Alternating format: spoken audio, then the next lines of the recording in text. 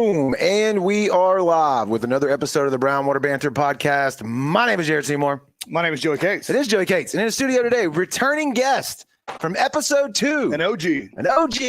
Tyler Prowant. We're going to be talking about skating again, getting skate park developed, all the things that he's done since 2018 when he was on the show the first time. A lot of stuff. And talk about Gulf Coast Skatepark Association. But before we jump into that, like we always do. Like we always do. Yeah, it's back on there again. I don't know. It's just going to be glitchy. I don't know what to do. There's nothing we can do. We have to roll with it. But before we complain about the internet, before we get into the show, we're going to thank the sponsors like we always do, the people that keep the lights on for us here at the Brown Water Studio. And I remembered the saying, 2024 is the year to smile more. Bam! Quote that all year long. Dr. Robbie Williams over at Southern Magnolia Smiles, man. You can look on Facebook and Instagram at Southern Magnolia Smiles. They are located on Washington Avenue in Ocean Springs. If you're looking for a great local dentist, go check him out, man. He's put together a great team. He's a good guy. Go in there and talk Ole Miss football with him. When you're ready to book that appointment, just give him a call at 228-215-1202. Our buddy Tyler over at Taylor & Cox Law Firm. They've been practicing law on the Gulf Coast for over 30 years. No one wants to have to get a lawyer, but when you need one, you want one that's going to fight tooth and nail for you. They specialize in felonies, misdemeanors, DUIs, family law, divorce, child custody, you name it. If you're looking for somebody who can represent you and get you what you need legally, give Taylor & Cox a call at 228-696-0111. And we appreciate their support. Our buddy Rocky over at Cedar Swamp, man. 2 locations now on the Gulf Coast, Gaucher and Gulfport. He's got all your tackle and apparel needs covered. He does real repair. He sells brown water gear. He's slinging kayaks out of the Gulfport store. He's got fishing gear, rods and reels. Doesn't matter. Give him a shout. 228. Did you? Oh, that's right. You was over there today. That's right. Yeah. 228-205-3964 and tell them that Brownwater sent you. Our buddy Kendrick, man, over at Forever Young Men and Women's Health. Look him up on Facebook. If you're still not kicked off January with that New Year's resolution, you're still sitting on the couch feeling like a big turd, and you can't get moving, go check out Forever Young Men and Women's Health. Let them run some labs on you. See if you need some testosterone replacement. Maybe you're vitamin deficient. Put your health care in the hands of a professional. Give them a shout. Book that consultation, 228-363-6623. And it'll be Horn Island time before you know it. Yeah, you need that beach bod, and you got to start working on it now. And he also does consultations with women, meaning that they might need hormone replacement too. So book one with your significant other. Dewey Do Bugs, our newest sponsor that came on for the year, this year in 24. We just went by there today, and boy, is that place nice. We're going to replace this little logo right here with some photos of the restaurant coming up. It even smells delicious when you walk in. He has really done some cool stuff over there. Look him up on Facebook, Dewey Do Bugs. They're located just to the west of Scarlet Pearl Casino in D'Iberville. They've got a seafood market. You can go in there and buy like fresh seafood, royal reds, crab claws, crawfish when they're in season. Boudin balls, $400 a pound. You're going to be able to get them as well. Get the Maverick. That's right. And they have a full restaurant with a full menu, slinging ribeyes and whatnot. And they jumped on board with us this year, and we couldn't be happier. So we want to thank them as well. Go look them up. And Joey's eaten there twice. He said it's great. I can't wait to go and check them out.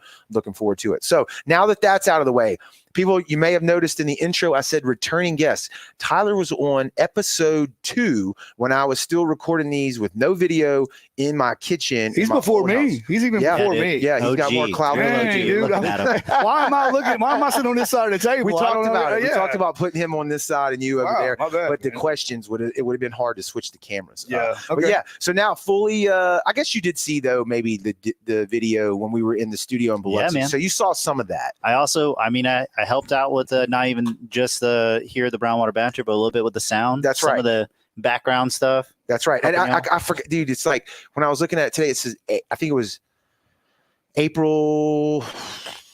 It was 18. I know that. I forgot the date. It's on my phone. But anyway, 18. That's 5 years. No, almost 4 years ago. I mean, almost 6 years ago, right? It's crazy how and hearing you doing sponsors, bro. Yeah. Like I got goosebumps just listening to you going on. Not just I thought like okay, 1 or 2, and because I'd seen a couple of your episodes since then, but you like have got man. So, dude, people kind of like us. Yeah, I could tell. And it's because even back then you had a vision. There's a lot of things that you said to me, expressed to me back then that stuck with me. And I can see all those things you kind of kept up with, and you were true to a lot of the things you wanted to do. Yeah. I think it's going to be a topic on the show as we continue along, but like sticking with what you love, not giving up, not just saying, hey, it didn't work.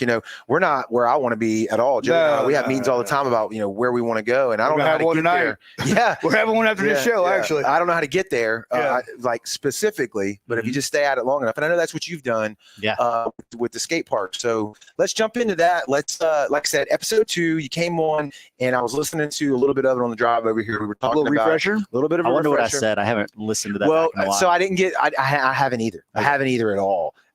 And so it was you were on the show, and Anthony, we were talking about Infinity Wars coming out. Because it was all the Anthony's podcast that he was doing, Pop Nutshell. So we were talking about all the comic book movies and stuff. And then when we got into your stuff, we were talking. I was asking you about the skate park. You were going over your vision, and we'll get into that again. But we were laughing about your name, Prowant, and it's like I guess I couldn't pronounce it when I first met you, and it was like it's pretty simple. It's 2 words, and Anthony was like, you should hyphenate, or you said you should hyphenate it, and I was like, don't do that. It was hilarious. But you have been into skating for how long? Skateboarding specifically for how long? Jordan Duran helped me figure that out. Yeah, 22 years. Oh, by the way, we're not going to hold it against you that you went on his podcast before you came back. Dang. Jordan's a good buddy of ours. And he was also part of the initial Catnet studio standing that up. It's crazy how all of us like kind of. Dude, it's like I'm remembering all that now, and because I almost would have asked you like, how'd you get connected with him? I forgot he was. I know. It's all coming back. Yeah. Jordan was down there on the first studio, and we were painting the floors. This is what I got to deal with every day. Every day. I have the memory of a goldfish. Hey man, we got a show tonight. What? Actually, I reminded you about. Yeah, tonight he did. He did. So 22 years I've been skateboarding, 135 different skate parks all across the world. A lot here in America, and a lot of that's because of my job in the Air Force. I get stationed all over the world, so everywhere I go, including my deployments, I bring my skateboard with me. Sweet. So yeah. How did it get started though? Yeah. With skateboarding. Were you like a Tony Hawk student? Dude, we had a lot of the games growing up. Me and my cousin Dylan, I'd say like we were very close in age. We grew up a lot like brothers. And when he got his skateboard, of course, you had to have one. Right. Had to have and we kept going back and forth. He learned to ollie first, and then I wanted to learn. Then he learned to kickflip, and that took me years, but then I finally did. And so a lot of and you wouldn't expect to someone like me to grow up where I did. I grew up in Florida, but it was the most rural area, the lowest population in Florida, Calhoun County. I don't even know where that's at. Yeah. And we grew up skating on the road in front of my house, and like it's more of a highway than a road. And then we would go skate this abandoned tennis court, and we made a bunch of do-it-yourself ramps, DIY ramps out there, and we'd haul it out in my dad's truck. And that's where my start in skating was. We had to drive an hour to get to the nearest skate park. So y'all were grinding on a tennis court with homemade ramps. Yes. Like every boy's dream. Yeah. Still doing it. That's kind of still what I'm doing here with the Gulf Coast Skatepark Association. Because like we still are making DIY ramps and bringing them out there and skating because we have nothing else here on the coast. Yeah. But there's a lot of other people who are like me, and it's easier now because living in the city, there's a lot of people who skate. Like a ton of people who skate. Really? Really. So one of the things that I did here on the listening to the last episode before I got here, explain to people, we have jumped all around in 2024 so far of the episodes that we've done. We did Mississippi Meemaw, right? And then we did, before that, we were doing a meteorologist, Carrie Duncan, who just retired. So now we're on skating. So, we do a lot of outdoor stuff, and this is outdoors, so it falls in our wheelhouse, but y'all stick with us. We're just bouncing all over the place. That's right. But you were talking about, give the people the backstory. I don't think a lot of our audience is going to know of skate parks on the Gulf Coast. Because I was getting it wrong on the last episode 6 years ago. I only know of one, right? Gulfport, right? So most of people know about the one that was on Bees, right? Yes. So, and when I talk about that one, I try and be as open as possible about what I know. So I skated there in 2011 when I came in for Gulfport for training, and it was an awesome skate park, and it was run, and like I would come in there, pay my money and sign a waiver, and then go in through the building and go and skate the park. But the problem is when you have wooden ramps and stuff like that, it's hard to keep up. There's a lot of maintenance that goes into that, and they rot. They fall apart. Warp. Yeah. And they also had to keep their overhead for their business that they had there, and it was it ended being shut down, and I don't know if it was mismanaged or something like that, but maybe there wasn't money in it, right? Right. So, But to paint the picture for people that never went there, you're talking wooden ramps, but it was inside of a metal building, right? Or it's all outside. okay, Yeah, you're getting it wrong 6 years later. Yeah, all The outside. back in the front, and the skate park was north, So pretty much on the beach. on to Bees, right Yeah. where the ice rink is, in that same like lot, they had it was all fenced in, a skate park, and they had another building which was like the skate shop that was managing all the skateboarding stuff. So there was a metal building on the property, though, or am I Yes, completely- there was a metal building on the What was property. that metal building? I think that was the ice skating rink. It's where the Seawolves do their Right, practicing. Is that still, does that still exist? Yeah, well, it was Skateland. I don't know what it is now. And then since then, when it was shut down, right, there was a lot of like people were jumping the fence, and that Yeah. was on the news. Yeah, and yeah. satellite for They the tore it all skaters. up. Yeah. And then there was a young man. His name was Where's Steez, and Steez would. He came in there, was trying to revive it, and was paying a little rent with the people with Skateland to host some skateboarding stuff there. He passed away while I was deployed, and I remember him. there were, yeah. Wasn't he in the studio at one point? Didn't we meet him? You may have. It was about the time that a lot of things were starting to grow. He was diabetic. Yes. Yes, Yeah, I met him. Yeah, young black guy. Mhm. Yeah, he was cool as hell. He was. Yeah. Man, really sweet dude. Yes. Like, he was so He had a good heart. humble Yeah, and I didn't know him well. But yeah, he had a vision too, and I when he passed away, it was a tough blow for the community. So Mhm. the community of skateboarding here on the coast has suffered, losing a skate park and then losing another cornerstone of trying that movement of skateboarding growing again. Now we're having a huge resurgence since we've been meeting every Wednesday night under the bridge. We've been posting about it, and we're going more official, trying to we're the Gulf Coast Skatepark Association now. We want people to, see that we're legit, and we're trying to not just grow it here on in Biloxi. We want to grow it all over the coast, saturate skate parks everywhere. So we part like what you see again for us. You see like pools, grind rails, Mhm. all that stuff that sits there, and that's what it's for. So Yeah. you're saying the one in Gulfport had some stuff that they bought in and built. It wasn't like one of those Yeah, that you they- see on the show. Well, it right? wasn't concrete, right? Yeah, Yeah, That's it the wasn't thing. concrete. It was made of wood. Yeah. And so usually you see those indoors. That's why it was a little it makes so much sense that it didn't stand the test of time. It's made of wood it's made of rock. here in Yeah, yeah, Mississippi. yeah. But if it was made of concrete, it costs a lot of money to do it, to make it out of concrete, but it will last a long time. Yeah. And it's what we want. It's what we want to skate because it's good quality. It's going to last a long time. And that's the kind of part that we're going for now. Something like maybe you've seen in California or in skate videos. Yeah. Maybe even in passing, what people might be familiar with, like Tony Hawk Skatepark Foundation.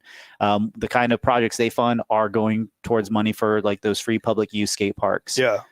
In fact, this past year, I was a finalist in the Tony Hawk Skate Park Hero.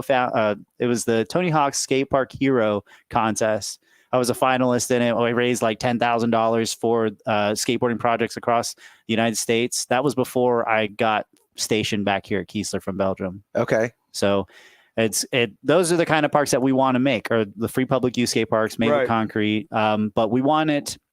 Here, I think in the coast, there's a lot of guys who really like the street elements. So we're talking ledges, things that maybe stair sets, things that mimic things you would see out in the town. Right. Where people run y'all off. Right. Because that stuff's so fun to skate. You can't skate here. Yeah, get off my hit us with spray us with a hose or something. Get off my lawn. Yeah. That's the kind of thing we're going for. And when we're advocating for this, we're trying to tell people it's more like a skate plaza. And my vision for the park, which we're meeting on January 31st, a ton of us skaters are coming together to talk about what kind of if we could wave a wand, what kind of skate park we would want. Mhm. Bringing all those requirements to the table, if we want it to look more like a plaza, make it look more like, or do they want it to be more bowls and transitions? Some of the things that some people like to see are big ramps and stuff, but we're also concerned that our community they haven't had a skate park in a long time, and they have to drive to Mobile, Alabama, or Pensacola, or New Orleans to go to a premium skate park. Right. Those are the areas, the closest areas around here. The closest, to what your vision is. Mhm. Okay. And we could do it better, I think. what are those the ones that you're talking about? Mobile, Pensacola, New Orleans. Do you know, are those, and I think we talked about that, are they county owned, donated by the city? Are these private businesses? The one, no, it's not. They're not businesses. In fact, it's kind of funny. They all have different stories. So Mobile, the city wanted it, and so they got it funded, and the skaters worked with the city to get it put to break the ground and have the contract, do all that stuff. And it was like city.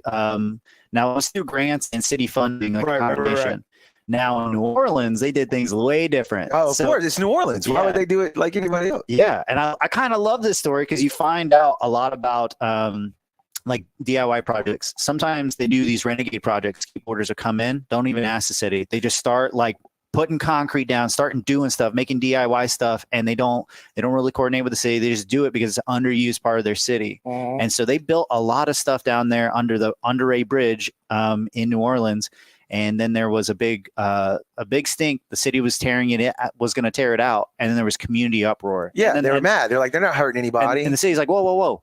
Oh, y'all want this? Oh, okay. Well, it looks bad on us. Let's add some money to this. See if we can get some big people in. So don't ask for permission.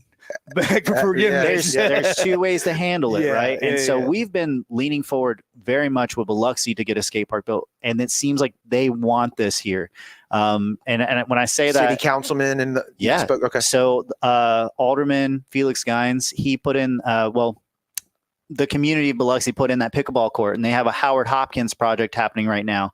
And when they put in that pickleball court, I was holding the ribbon, and I was at the ribbon cutting ceremony, and he said a few words, and he was talking about how we need these kind of recreational spaces for our youth. But after he got done talking about the pickleball court, he said, all right, now we need to focus on the skate park. And I was the only skater standing there, and I was hooping and hollering for all of us. So you were already in his ear before that? And was that the only reason you were at the ribbon cutting, or do you play pickleball? I don't play pickleball. I think it's so cool. You were a plant. I'm purposefully there. I am going places. This is happening. Man. Oh, I'm not. If I have to be in the room where it happens sometimes because I put myself there, that's fine. I'm proud of you. Like, I'm trying to highlight the fact that you did that. Yeah.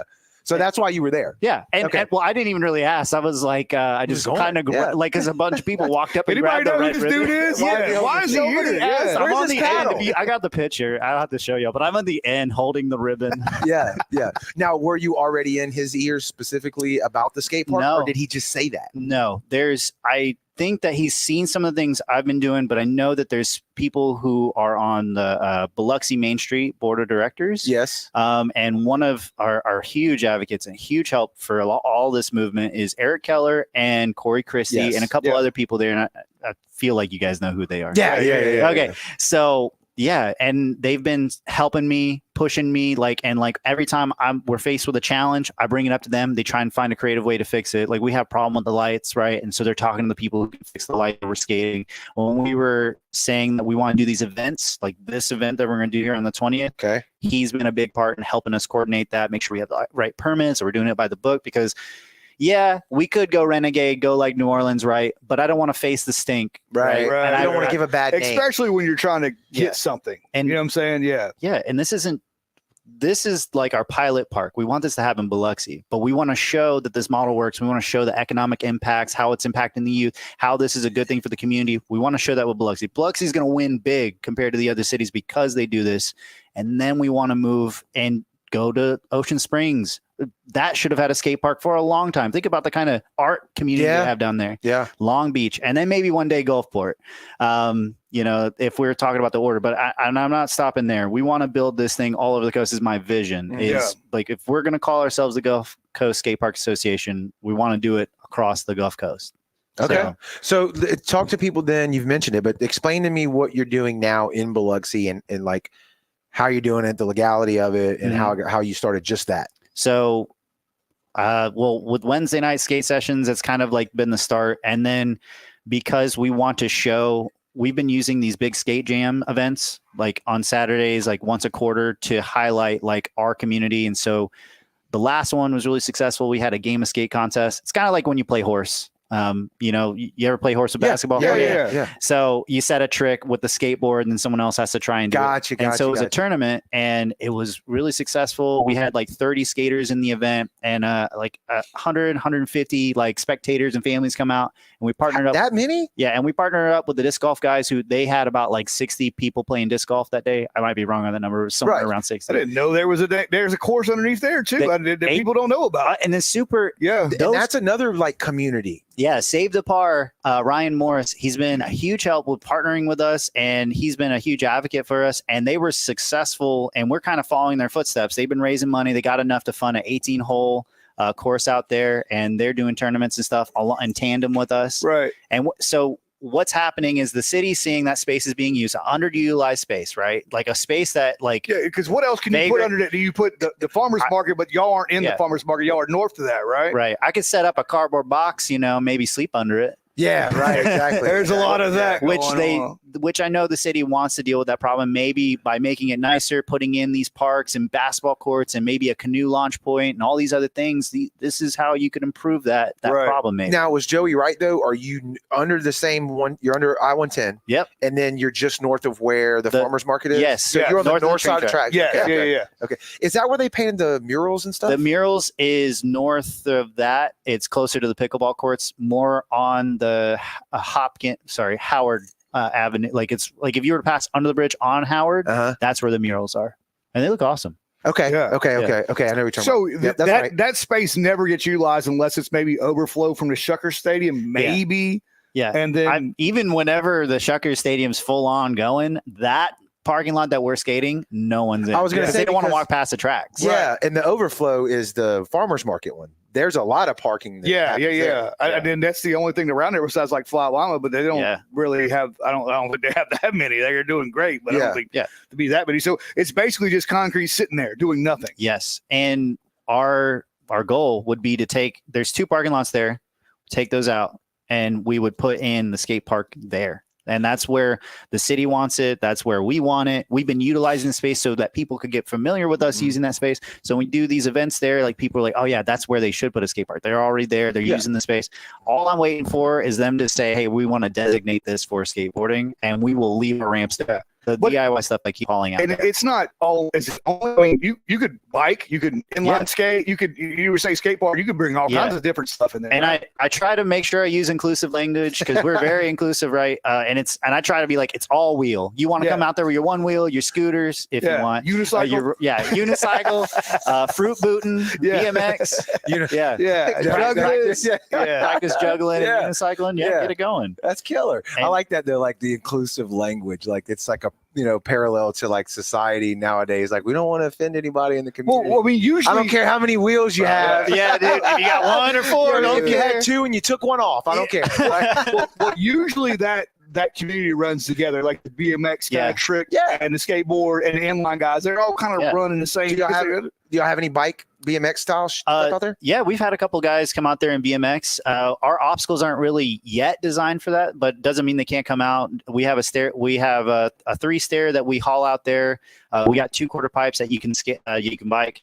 But Biloxi Bicycle Works has been a huge help with making sure people. Yeah, so y'all know Bart. Yeah, well, I've talked to him. Yes, he's a dude. I love where his mind's at because he's talking about lifestyle with people, and he tells all the BMXers to come out there. Right. Anytime I meet anybody, and I don't really care what they're into, honestly, but when you're obsessive about it, and especially if there's a community around it, like the music scene for obviously for me, that's people understand that, like music, right? But most people don't understand what the community's like, meaning you might go see a large band at a concert or something, but you don't realize that big band came from a music scene in a local town, that they knew the guys who didn't make it, who did made it. You know, like it's like you came from what town, and then you go talk to people in the music scene down there from that era. They're like, oh yeah, they was part of that. Like it's a little click. Like, and there's a little bit of etiquette too. Yeah. And so skateboarding is no different, right?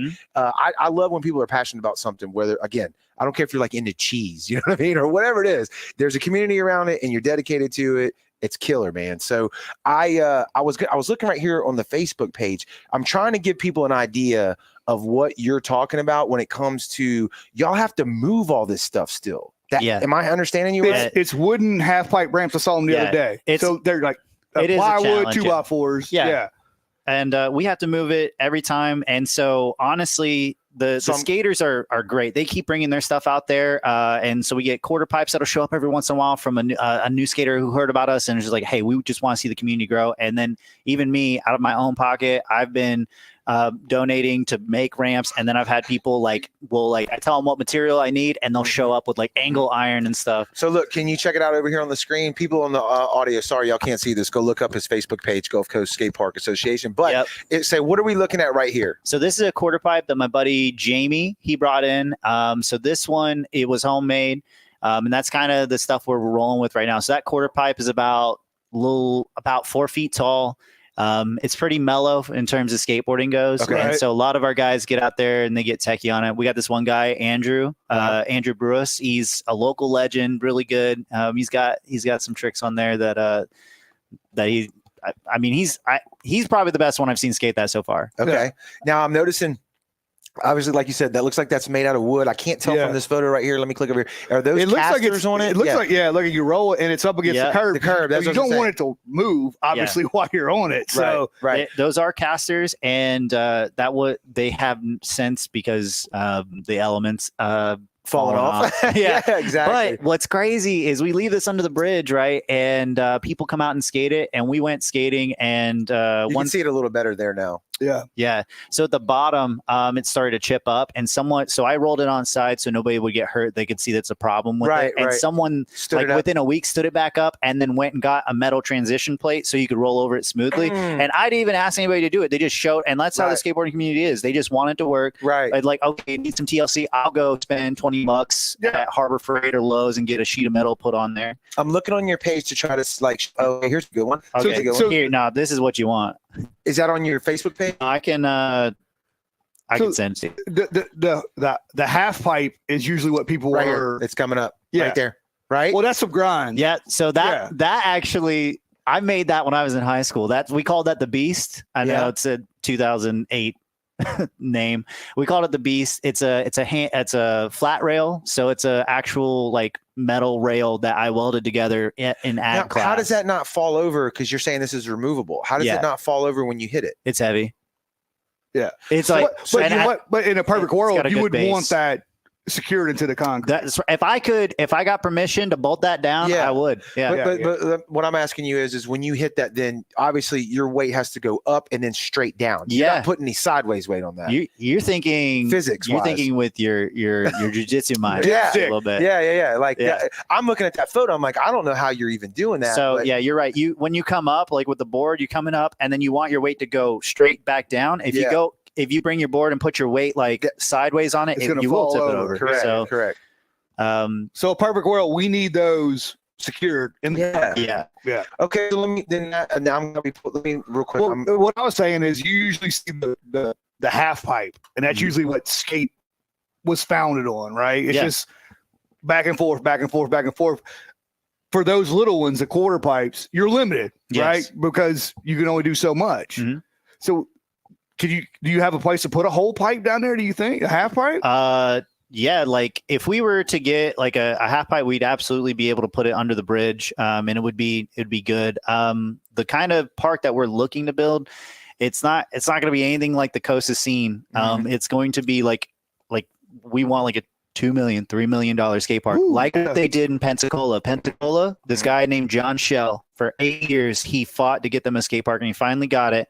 And it's a $2.2 million skate park in Pensacola. Underneath, get it, their I-110 bridge. Right. Same scenario, just a different city, right? Yeah. So we want to do what they did, and like so, whenever we go and put in like these ramps, like if they're going to be quality, they're going to be all like a holistic design to the park. And so like a half pipe for sure would be included, but maybe it's an element of the park at whole. Yeah. But if we got a half pipe there today, dude, that'd be dope. What right there before I flash up the what is that right there? That's the same style as that. I saw it. So that was a 3-stair setup. It was a prototype for a 3-stair I made for the community. Okay. So in my garage right now, I have 2 sets of 3 stairs. One that I built with money that we spent like about $500. We spent way too much on it. $500 off Lowe's. I put it together in my garage over a weekend or two. And then after that, I found some pallets laying around. No, that was me. Sorry, Joe. That was actually me on that one.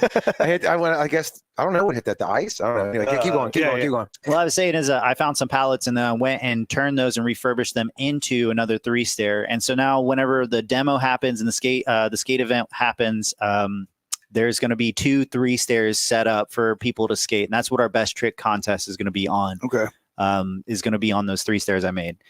which is something that I learned when I was stationed in New Mexico when I started up my old skateboard company, Shotgun Skateboards. You remember that? Yes. So Yes. it's I say it's in hiatus. It may never come back. No, don't ever say that. Don't ever say that. I will rebrand before I bring Shotgun back. I think. Why? Please don't say like why. Tell me why. Because creatively, I want to go in a different direction with the art. I love art, and so I think that Shotgun kind of put me in a more of like a kind of creative space that's like, oh, maybe I can go into hunting, maybe I can go into the military, maybe I can go into guns, maybe I can go into, and like that's great, but I can only take those categories so far. But if I maybe rebranded it to be like something else that I see what you're saying. And I didn't know that when you named it that's what you were thinking, or no? Is that correct?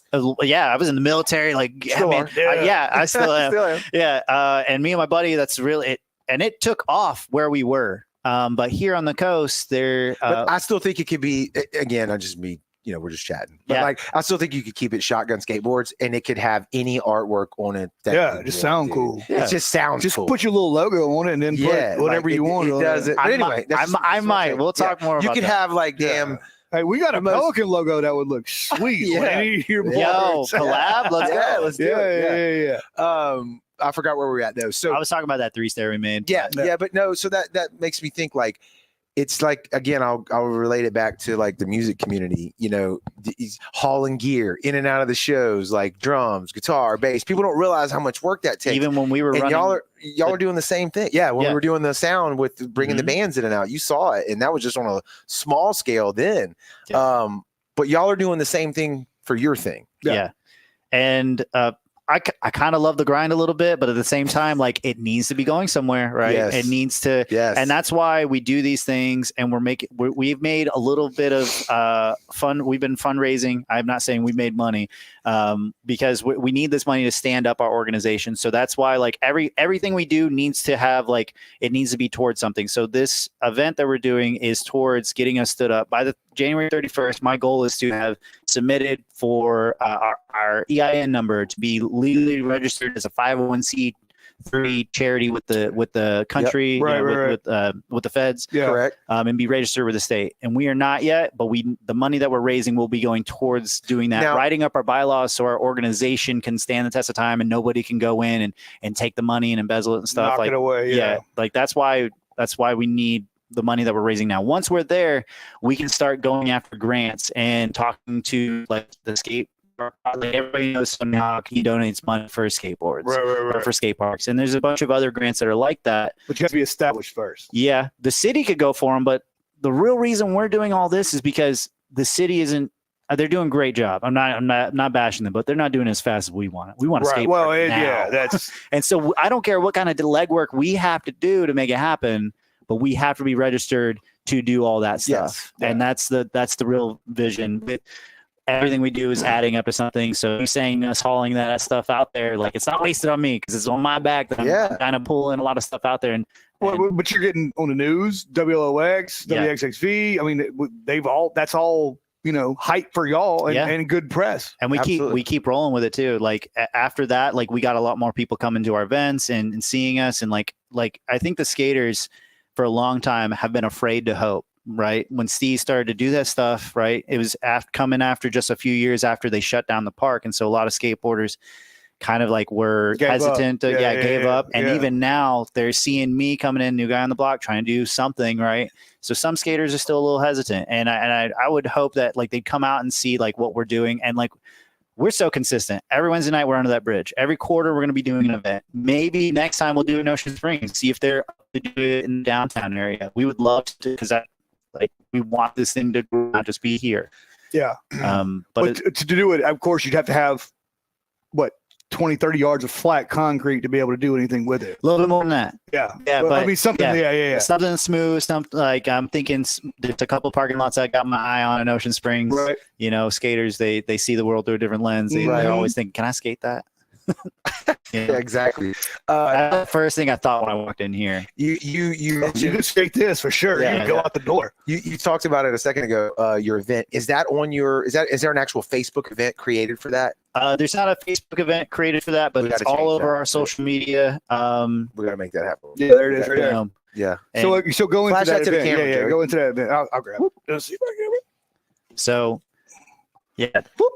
Right there. Okay. Biloxi Winter Skate Jam. Yep. I can't read all that, but it says January 20th, 2024, 9 a.m. to 3 p.m. under the I-110 Bridge, 205 Hopkins Boulevard, Biloxi, Mississippi, 39530. Free lessons from 9 to 10. Demo by Change Skate Team, 11 to 12. Best Trick Contest sponsored by Yaya Skate Shop. Yeah, still in business. 1 p.m. And then Food by Making Groceries. That's Corey. That's and his Corey wife, and his wife. or Yeah. his wife and Corey, to be correct. And then, don't give him any credit. It's his wife. Correct. So that's cool. So let's jump in that. You need to go on your Facebook though and create an actual event that we can share. Yeah. I'll do that. I'll do that after this. Yeah. Do it right after that because we'll share it on our page and the whole nine. Yeah. So one thing that came up here when you were reading that, I really want to make sure I highlighted is we got. So like you said in skateboard, like and no matter what your thing is, like if it's jujitsu or whatever, you know some people who are really good at it. Right? Yeah. So we're having Change Skate Team come down from Tupelo, Mississippi. They won a big contest. Red Bull put on the terminal takeover in New Orleans. So in New Orleans, at the airport, they turned a part of the airport into a skate park, and then they invited cities from around the country and their skate teams to come and skate it. So like Dallas, Pensacola. You had New Orleans team. You had people from Tupelo, Mississippi, and Denver. I think there was a team from Colorado Springs. Anyways, they're all over the country. They come in and they skate, and then little old Tupelo, Mississippi goes in and wins the contest. Wow! So put their name out there in a big way. So Change Skate Team. I'm repping their shirt right now. Yeah, okay. They're coming to do this demo. So this will be the best skateboarding that has been seen on the coast in a decade. Easy. Because like there hasn't really been any big demos in over 10 years. And so them coming down is going to be a real big fire and a lot of energy coming to our city. Community. Yeah, in our community. Yeah. So they're going to come down. Matt Robinson, the guy who runs the team, I've been working with him, and I'm just so stoked that's going to happen. I went up to Tupelo and skateboarded with them. And what's their parks and stuff up like? Yeah. So they legit. Yeah. Well, the park that they had was it was made a while ago, and it wasn't exactly what they wanted, but the city just kept the community there just kept working with the skaters, and they got like upgrades and updates. They had skate park builders come in and renovate the park off of. What they did was they hosted an event called Change Fest. Okay. And they shut down downtown, and they hauled out a bunch of stuff, and it was a huge skate. It was featured in a ton of different skateboarding avenues. We have a bunch of places that we go and watch skate videos, right? It was featured there, and then they didn't even know they were about to be presented with this, but the mayor comes down and presents them with Small Festival of the Year award. Nice. Yeah. And like they did a bunch of cool stuff like that, and that's got their community growing, and I've been working with him, listening to everything that they did that was successful and just doing that down here. I bet. Him, so Matt Robinson and John Shaw, these guys who keep doing big things in skateboarding for the communities. Right. I'm listening to them, and I'm trying to see them as mentors. Every move they've made, I'm trying to see why it was successful, trying to do it down here. And it's working so far. I think the bottom line is revenue.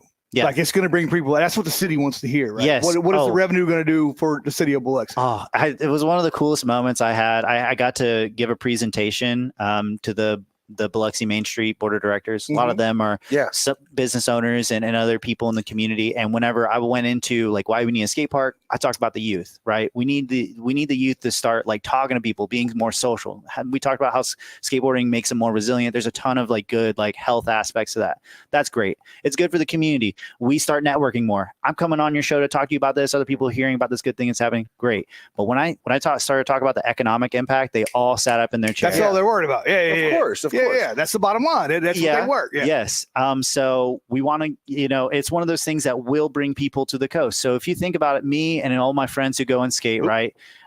We will leave this city to go to a city that has a premium skate park, and we'll go there. We'll eat lunch or dinner. So you're taking Mississippi dollars out to Mobile or New Orleans, wherever you're going. If there's an event there that's in skateboarding, then we're going to stay the night in a hotel. We're going to have a good time, and then we're going to post about it on social media. And that city just keeps getting more and more of our money instead of it being here. Yeah. If we had these skate parks here, all those people would also come here. The people who live in this skate vacuum between Mobile and New Orleans, they would come here. the landmass between New Orleans. Yeah. And it's what's crazy is that North Mississippi is outshining the coast. That usually doesn't happen. Yeah. And that's another point, right? Because the coast is usually the gym, and now we got Tupelo Skate Park, and we don't have one. Yeah. And I know. And the skateboarders here, there's really good skateboarders in Tupelo, and there's good skateboarders all over Mississippi, but they definitely are getting a chance to hone their craft because they got one in their town. Skate park. Yeah. And skateboarding is the Olympics, right? Did you know that? I did not know that. It just, last year? 2020 Tokyo Olympics. I met the bronze medalist for USA, Jagger Eaton. Really cool dude. He skated in New Orleans in 2017. I got to meet him then, but when he won it, when he got third, right? That's really cool. Guy from Japan won it, Yuto Hirogomi, right? And you would think skateboarding started in the US, right? It's really popular in the US. You would think that we would have top podium seats all the time, but Japan is coming to kill the game. They're and Brazil too damn focused. Well, I mean, we'll look at. I mean, you can look at America. I mean, the United States created baseball. Yeah. And now look at it. They love it in Japan. Yeah. And so, and I'm thinking about, man, we have to deal with a lot of how skateboarding started, right? It was seen as oh man, that's the undesirables, the misfits. They're going to go and skate and be rebellious and all that stuff. But it's grown into a sport now. It is recognized. And I think it's sad that we got a lot of kids who are 5 and 10 who may like skateboarding, but they don't have no platform to get them to the Olympics. It's going to be in the Olympics in 2024 in Paris, and then again in 2028 in Los Angeles, here back in the United States. And I think it would be cool if we had some people repping from the coast here in Mississippi going, but they don't have a platform. They don't have skate parks that they can hone their craft at and then go on. They don't have any a track for them to go. If they were maybe in LA and other big cities, they would, but I think that they deserve that down here on the coast, especially the skaters that I meet. They really love it. What is the route? Do you do local skates? You get big. You can do and I'm speaking for somebody who doesn't know anything. X Games, is that where you? How do you climb the ranks? Yeah, how do you get up there? How do you get big? There's a couple of ways. So in skateboarding, I'll go over what the skater, like the dude who's too cool for school, who street skates, right? Yeah. He wants to put out a street part. It's like a mixtape for a rapper. Yeah, basically it's that. You put together your best tricks that you did out in the street environment, not in a skate park. And sometimes you get so good at that, like there's guys who, they get known that way, and they pick up sponsors and maybe the sponsors see if they are interested in going and doing the contest route. There's some skaters who just love street skateboarding so much that they won't. But then you get people who are like, okay, well, I love skateboarding. I'd love for it to pay the bills, and contest is a cool way to do it. And I've been growing up going to skate parks. And so they will get involved with, you got X Games, right? So there may be amateur competitions that lead there. So there's a big contest in Florida called the Tampa Am. And so they'll go out and look for contests like that, in different cities, like the different Am contests. You start to win those, and then you start to be invited to the pro contests, right? Probably similar in every community sport. Once you get invited to the pro contest, you do that's like there. The NFL of skating. Yeah. So we got Street League, which is huge in the US. Street League and X Games are probably in the Do Tour, and there's a couple other big ones, but those are the main three that will lead to then the world championships of skateboarding contests. So that one's international, where you're facing off people from any country. So I've been keeping up with those a little bit. And the US is holding it just barely. There's a ton of other countries that come in. Brazil, we got Africa, Canada's got a lot of people coming in. Australia, Japan. I missed the part earlier. I was checking the comments. Where you said with Tupelo though, is theirs private, or was theirs the city stepped in and helped them get one? I missed what you said. So theirs was they built it at a playground. So it was on city property, city funded. City funded it and paid for the concrete, and it's not removable. It's right what you want. Yes. Okay. But so because I'm running this through my head as we're talking, the footprint that you already are using out in under the I-110 bridge, is that a big enough footprint for you guys to have the park that you would love? I hope it is. I think it is. It's basically 2 massive parking lots and all the greenery and space around it that we could use. The kind of park that I'm thinking about would have international appeal. It'd be a good starting point. Yeah. would it be a good starting point? It would be a great starting point. Well, anything's better than nothing. Correct. It'd be the perfect. But pilot there is skate park. oh, we did it, but it's like this is too small. This is not going to try. It's going to make people more upset than it does anything else. I think it's plenty of room, actually. Like, okay, that's my question. Yeah, I don't want to ask for more, but like the place that we've been talking about is between. I don't know if you've seen those columns, but there's like between the columns, we're getting both parking lots. Column to column, essentially. Yeah. I'm thinking about the farmers market. I'm thinking about the amount of space. It's about the same as the farmers market. They get 2 sets of columns. The amount of space we used for the sheep said that year at the Iberville. We only had 1, so twice that. I mean, that's a lot of space. From what I'm thinking, right? Yeah. And the Biloxi's is a little bit different, and it's a little bit more spaced out, but it is. I mean, on a real skate park, you would want a lot of space. You know what I'm saying? I'm sure, right? The more space you have, the more that you can bring in. And I know a lot of skaters when they think they're going to design a park, they're going to put a bunch of stuff in. But honestly, you find that as you're designing it, you need to take a couple elements out because you need to have enough time and space to head towards something, and it has to be just right. But the more space you have, then that means the better you can make it. And if we want to make it like a plaza style, and I want to make it to where it's good for anyone at any level, like you could have a beginner area, intermediate area, and then advanced area, so that people, as they grow in their skateboarding ability, they're moving through because there's going to be some big. I want there to be some big gnarly stuff there, but also I want some kid stuff too. So a big wide open area for the kids, right? And, some so that they can hone, like just get used to like skating around, and same thing with these other obstacles. Like they're working up, do something that's more mellow, maybe a mellow stair set.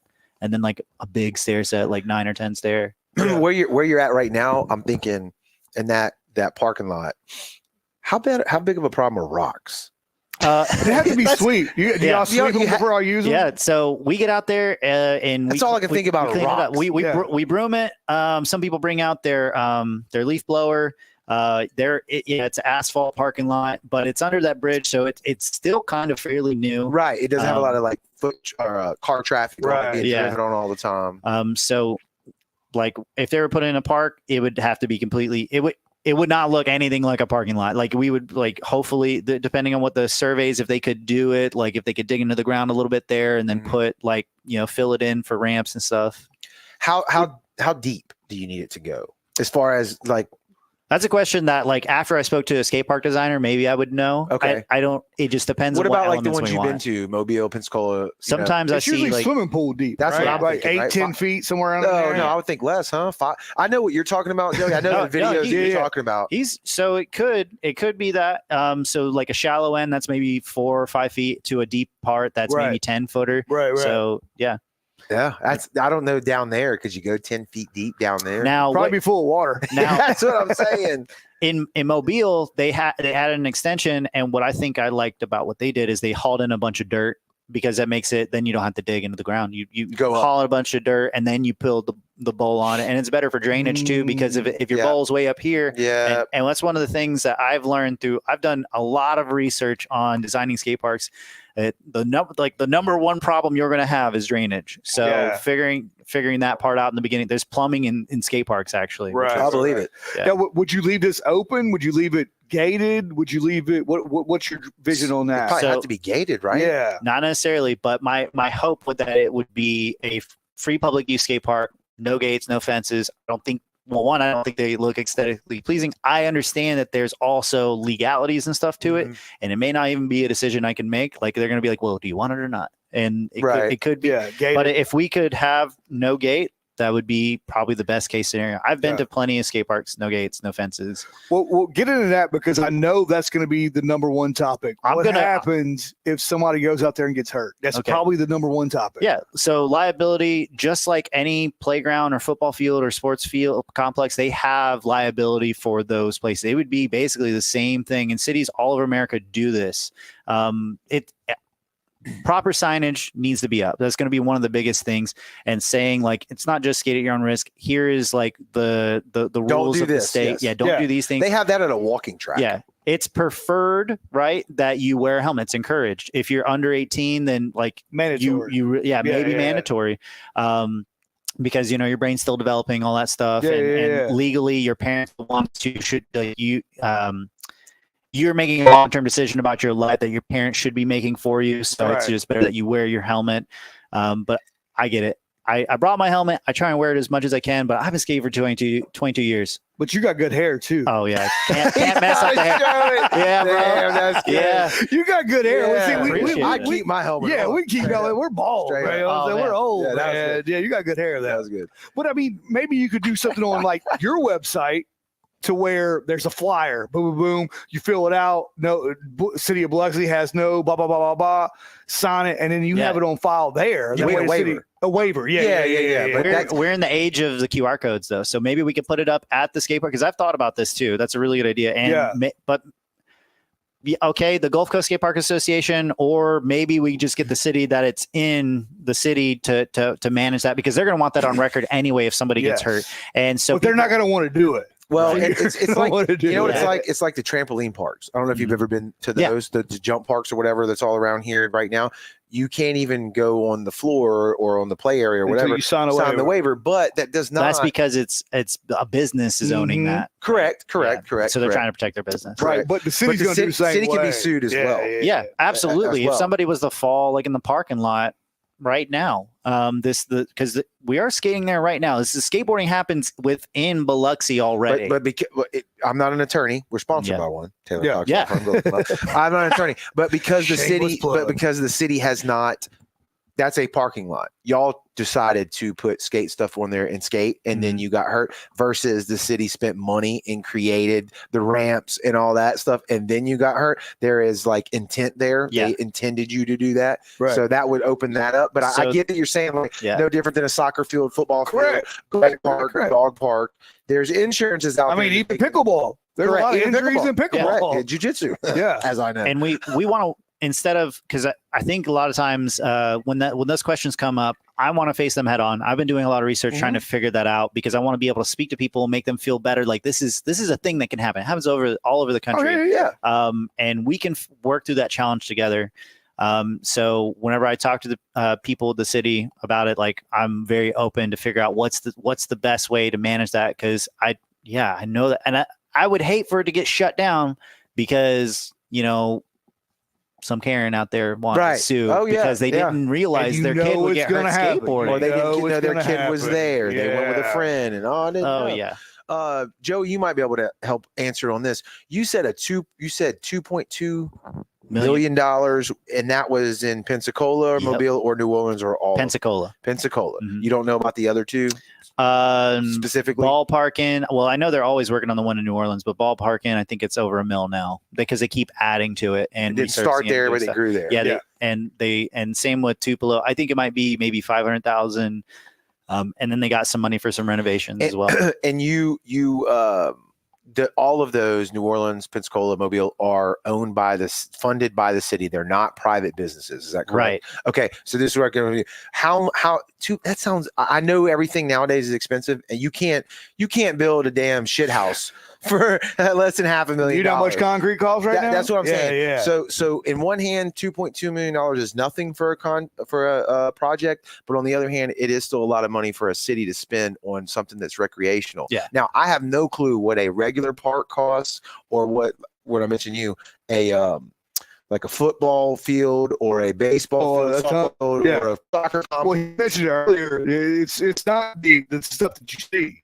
You have you're gonna have all this. Do you know anything about like a city-owned soccer field or a city-owned, even the dog park that they built in Biloxi? Like I'm sure that's that was an old baseball field. Correct. Yeah, I get it. That's about it. But I mean, you have any clue on anything new is gonna make money. I mean, it's gonna cost money, right? Especially concrete. If you got to come in and dig stuff up, and you got to put some more stuff down there, infrastructure, it's gonna cost money. Yeah. And for me, the city's gonna say, well, "What do we get? How do we make that?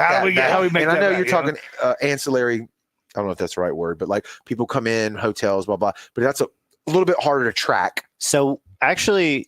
Matt Robinson with Tupelo, he's providing some numbers when he comes down. He's going to have some numbers for us to be looking at, but they have an economic. So in Tupelo, they have a tourism nonprofit. I forget what they like study the economic Right, impact right. of everything. So they have those numbers, and it looks really good. Same thing with Pensacola. So, I mean, they have the numbers are out there, and they look really good. But whenever we look at also like skateboarding is the 4th biggest like sport in the United States right now, which is crazy. The fastest growing is pickleball, right? Yeah. That's one of the ones that's getting up there. But baby boomers. Right. Since I joined the military and I've been skating all these different cities, 135 different skate parks. Usually they're across the way from a football field or a soccer field or baseball field. Something that's already established. They get used a fraction of the time that a skate park gets used. I believe There's that. always someone out there believe grinding, and maybe they're out there trying to hone their craft. Maybe they're working through something. Maybe they're just trying to get their exercise in. Whatever it is, there's always someone out there when I show up. Even if I show up in the morning on a Saturday thinking nobody's going to be there, there's another old head like me who wants to go out there and skate. Right. That reminds me. That one thing is when I listened to the old episode, it was number 3 when we talked about it last time. Yeah, and we were messing with you about how you got the statistics and all that other stuff. Yeah. So this time I can answer you. The skate park project, dude. So Tony Yeah. Hawk's foundation turned into the skate park project, and they're the ones who's releasing all this information. Yeah. I'm just taking all of it because it's I good, love like it. sound I bites love right it. here. I You love need to it. hear Number this. 3 and you need to hear this. You were 3 last time. Number 3 Yeah. is number 4 now. So you drop down and pick. I guess. But I love that. I'm just joking. That's awesome. Is there a number lower? Like when I hear 2.2 million for a skate park, my head spins because I'm outside looking in. Mm-hmm. Is there a number that you would say we can do it for this much and be successful with? I don't want a 2.2. I want a $3 million skate. That was a great answer. Here's the thing, though. Like, where do I expect that money to come from? People are like, "Oh, our taxpayer dollar is going to go to this." They're going to spend it somehow or another. Yeah. Anyway. So I do expect the city at some point to match us, but a lot of this effort is going to go into applying for grants, and there's all kinds of grants under the sun that target either low income areas or trying to help the youth or just like maybe even wildlife conservation, like all kinds of different grants could be wrote in a way that a skate park helps with resilience or suicide awareness or prevention, or, you know, we could keep going on. And we've been, I have a list of, once we are legit, my next step, once we're legit, is to go in and start fighting for grants, because then I can be like, all right, we already have this much money. What now, city? I would just hearing you talk pops into my head. I would try to cross-reference what it cost the city of Ocean Springs to get that boardwalk on the beach. Remember that? That was Connie Moran was real instrumental in making that happen. You know what I'm talking about? Ocean Springs Beach. I'm sorry. Ocean Springs Beach. It's all tore up now, but No, it ain't. What do you mean? They're at the end of it, they got it all tore up now. They're doing some kind of drainage. Yeah. But what they spent on, I don't remember that number, and that was public information. So I would Google that. And I remember her, like, she had a lot of negative press, but one of the things that she did do was pull in a lot of grant money for Ocean Springs and the Gulf Coast area at that time. But I think that was also during the if I got my dates right, the BP oil spill. Yes. Obviously that sent us some money, and there might have been something even before that. I think Katrina was too early, but you're right. To be able to tap into federal dollars like that and have the skate park be a part of it could offset some of the costs that come directly from the city's budget. Yeah. But even though you said 2.2 million, and it does make my head spin as well, you're not building anything nowadays that's not. No. You know, it just costs. Everything money. Costs way too much money. And you're saying all these two are free to the public, like you said. Is that correct? Yeah, come and go as you please, and that's what we want, and that's what the skate community wants. When we think about, like, well, how could you spend that much money in a skate park? Yeah, concrete's expensive, but we're also our goal is to have on January 31st, have our skaters come in and talk about, like, what kind of things they want to see in the skate park, and, like, we're going to build a requirements package. So it's going to go off of, like, what kind of obstacles to, like, the design, to, like, who's, like, are we considering inclusivity for intermediate, beginner, all that stuff. But then we're also going into, like, well, okay, we want it to be artistically appealing, because this has to exist. It's not existing in a vacuum. This is going to exist in Biloxi. So maybe we can bring in, like, some of the charm of Biloxi. Maybe we have the little lighthouse in, I don't know. That'd be sweet. Yeah, in the middle. You can skate up. Or maybe now we could, on the north side of the park, where the side facing the ocean, the Gulf. Thank you. Yeah. I wasn't going to say anything, but I heard the side that. facing the brown water. Ah, Okay. got it. How tall was the storm surge from Katrina? 20 feet. Okay. Let's make a 25.6. Let's make a 25.6 vert wall that just That does is this a little great bit. idea. And it's a little bit of our history, and people can come. Now, and wouldn't that skate be super expensive? Like 25 feet? That's what who I'm can saying. drop in on that? And you also have to reinforce it with rebar and whatever else, and like we got to pay somebody to design that. But it could be elements. The casinos have been here forever, right? Or the casinos that are gone. Maybe we could like work with some of them. Maybe we can get some sponsorship deals. So like, all right, Hard Rock, we'll feature some of elements of the Hard Rock here at the park as advertisement for you if you kick us some money for our skate park, and maybe we'll make handrails that are guitar posts that come up. That'd be sweet. And like you could come and skate, and like every time somebody takes a clip of somebody skating the Hard Right. Rock rail, Right. like that's advertising for you at a spot that you think it would already be at, right? At a skate park, Hard Rock music stuff, Right. all goes together. I mean, the ideas are, there's so many other things that we can incorporate from Biloxi that we could put into the skate park. And that's where I think we put the money, right? We put it in quality skate park. We highlight the charm of Biloxi. And now, but I'm telling you all this before I've even presented it to my community. These are just some of the ideas Right, I yeah, have. sure. They might have way better ideas than me. And that's what we want to include because it's for the community. And we want to build it not for me and not for the other guys that skate, but the kids who are 5, 10, or maybe not even born yet, right? Correct. And that would be killer. Like everybody goes to skate ring in D'Iberville, or if you brought in a Gold couple, Gates. Golden Gate. If you brought in a couple food trucks, Yeah. Well, that was my Maybe- next question. yeah. Did they have any like ancillary businesses on these public ones that they allow to go in and make money, or the city could charge the food trucks a entrance fee? yeah, Just something like that. Have you seen that? So whenever the city owns it, typically not. But you could bring in a food truck. I don't see like if it's like they got their permit and stuff. Like I could see that happening a lot. yeah. I've seen ice cream trucks roll through and make a ton of dough. Right. Yeah, and ruin every clip that you're trying to take. Like you're trying to record your buddies skating, It's and got then the every time, dude. You mentioned your military career Yeah. and what you're doing, and I don't know if we said it already, but I know we said episode 2 you were on, but you were here for in 2018. When did you leave to go to Belgium? I left in 2020. So you were okay. So 2 years after you did the first episode that you were on here, you went to Belgium. I remember when you left. Stationed there for 3 years. Yep. Were the waffles what they were expected to be? Oh, they're banging. Yeah. Oh, bro, them waffles are insane. And you didn't want to expect it, like especially when you go to the waffle houses down here. You're like, Yeah. okay, It's a good waffle. Yeah. Yeah, the waffles here are pretty good, but Belgium's Dude. Go to Belgium. when he Yes. told me he was leaving, I told him, like, look, only thing I know about Belgium They got some fire waffles. is Belgian waffles. I know Yeah. nothing else. Come to find out, I told you this before we went live. It was where the Battle of the Bulge was fought, and I'm like, that a was some huge real World War stuff. II Yeah, nerd, yeah. and like I just didn't put it together. And I was watching a documentary. I was like, Tyler was there the whole time. I could have called him. I could have asked him questions. I could have got him to take pictures and stuff. yeah, Could have went and visited him. That was bro, the Band of Brothers absolutely. stuff, right? Yeah, Battle of the yeah, Bulge and all that yeah. stuff. Oh yeah, 100%. So 100%. Yeah. being stationed, because I love history too, but like we did all the different parts of like World War II that you could kind of learn about while we were living there. We went up to the Anne Frank house in Amsterdam. Mhm. We camped on the peaks of the on the beaches of Normandy when they were storming the hills and stuff. Yeah. We camped out on the hill. But there's still some bunkers there, right? They have some. Hornet's Nest or whatever they called them. Yeah, we went to there was a museum. We also went to the cemetery, and like it was really humbling, really sad, Oh, right? yeah, To stand in yeah. the middle and like you can't look in any direction and not see like one of those crosses. It was Oh yeah, there was a bunch of Americans and what do you call it? NATO, whatever, that lost their Yeah. life there. British, British, France, Allied, troops. yeah, It was yeah. before NATO. Berchtesgaden.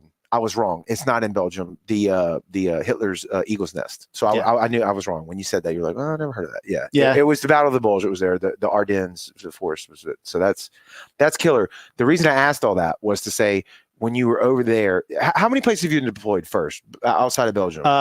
well, so I was just stationed overseas twice, so England and then Belgium, and then I deployed once over to Africa. Yeah, Okay, to so Djibouti. He's been to Djibouti. He's been to Djibouti. All up in it. He's been in your Djibouti. What that gives you a cool experience though on skate parks. Mhm. So overseas, or like break it down to like best skate park I've ever been to, best skate park I've ever been to overseas, or in the United States. Like tell Okay. us that. What Well- do they do different over there that we don't do over here? Okay, in the United States, the top one that comes to my head was this one I skated in. It was in New Mexico. It's in Sunland Park. It's really close to El Paso, Texas. Rob Dyrdek designed this skate park in the shape of the Zia symbol, like it looks like the sun symbol, but with rays that go like this. Okay. Yeah. He did that on a skate park, and he built a mound, and down it you could skate like these stair sets, and like it's a big plaza. Very little transition, but it was one of the best skate parks I've ever been to because it was so big and such a creative idea.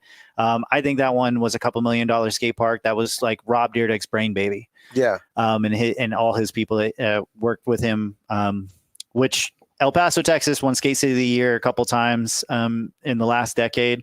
But whenever I went to Europe, dude, I went to Luxembourg, which is one of the richest countries in Europe, also because it's so small, but like because they have like really big banks. Like it's so rich that it's free to use their public transit. Like, We don't need that money. Yeah. We have everybody else's money. Yeah, we got everybody else's We're good. money. So their skate park is one of the best ones because it was, it was built up under a bridge, but it's like an ancient bridge. Like, so it's like looks so cool. much more cooler, bro. Yeah. And then the skate park itself, I just learned, sorry, you may not know this trick, nollie laser flips, No, nollie I big don't. heel flips. No, we do that all the time. So- I did one of them on the way in. Yeah. Some tricks that I'm very proud of because some of the people I grew up skating, like that was some stuff that like they never even scratched the surface of. And so I was doing that at this particular skate park, and it was just because it was so smooth. It was a huge, like it was aesthetically pleasing. It looked like a plaza, had a big bowl, many different stair sets, curbs, ledges. It was so beautiful. That was one of my favorite videos. So I got a YouTube channel as well. So that was one of my favorite videos to go in there and film on. And So what you're saying is your part kind of falls into what kind of tricks you can do. yeah. So you got to have certain material to do certain tricks. Yeah. And to get to that point. And Yeah. so I've been skating a bunch of different parks that led up to that. No, those were outside, funded by their cities. But what I would like to do in my lifetime is own my own indoor skate park, because with that, right, I talked about it a little bit with Jordan, Yep. but that they have these indoor skate parks. There's one that's called Pier 15. It's got you come upstairs and it's like a bar. That you can drink beer. They have concerts up there upstairs, and there's also some people might be working on like a college paper or something. And there's a skate shop, and there's like a little restaurant that works up top, and then down you can look out these big, massive glass windows and look over this beautiful indoor skate park. And so, like, if there was contests and stuff, like then you could watch the contest from up there. People are training down there, and like in Europe, their culture with skateboarding is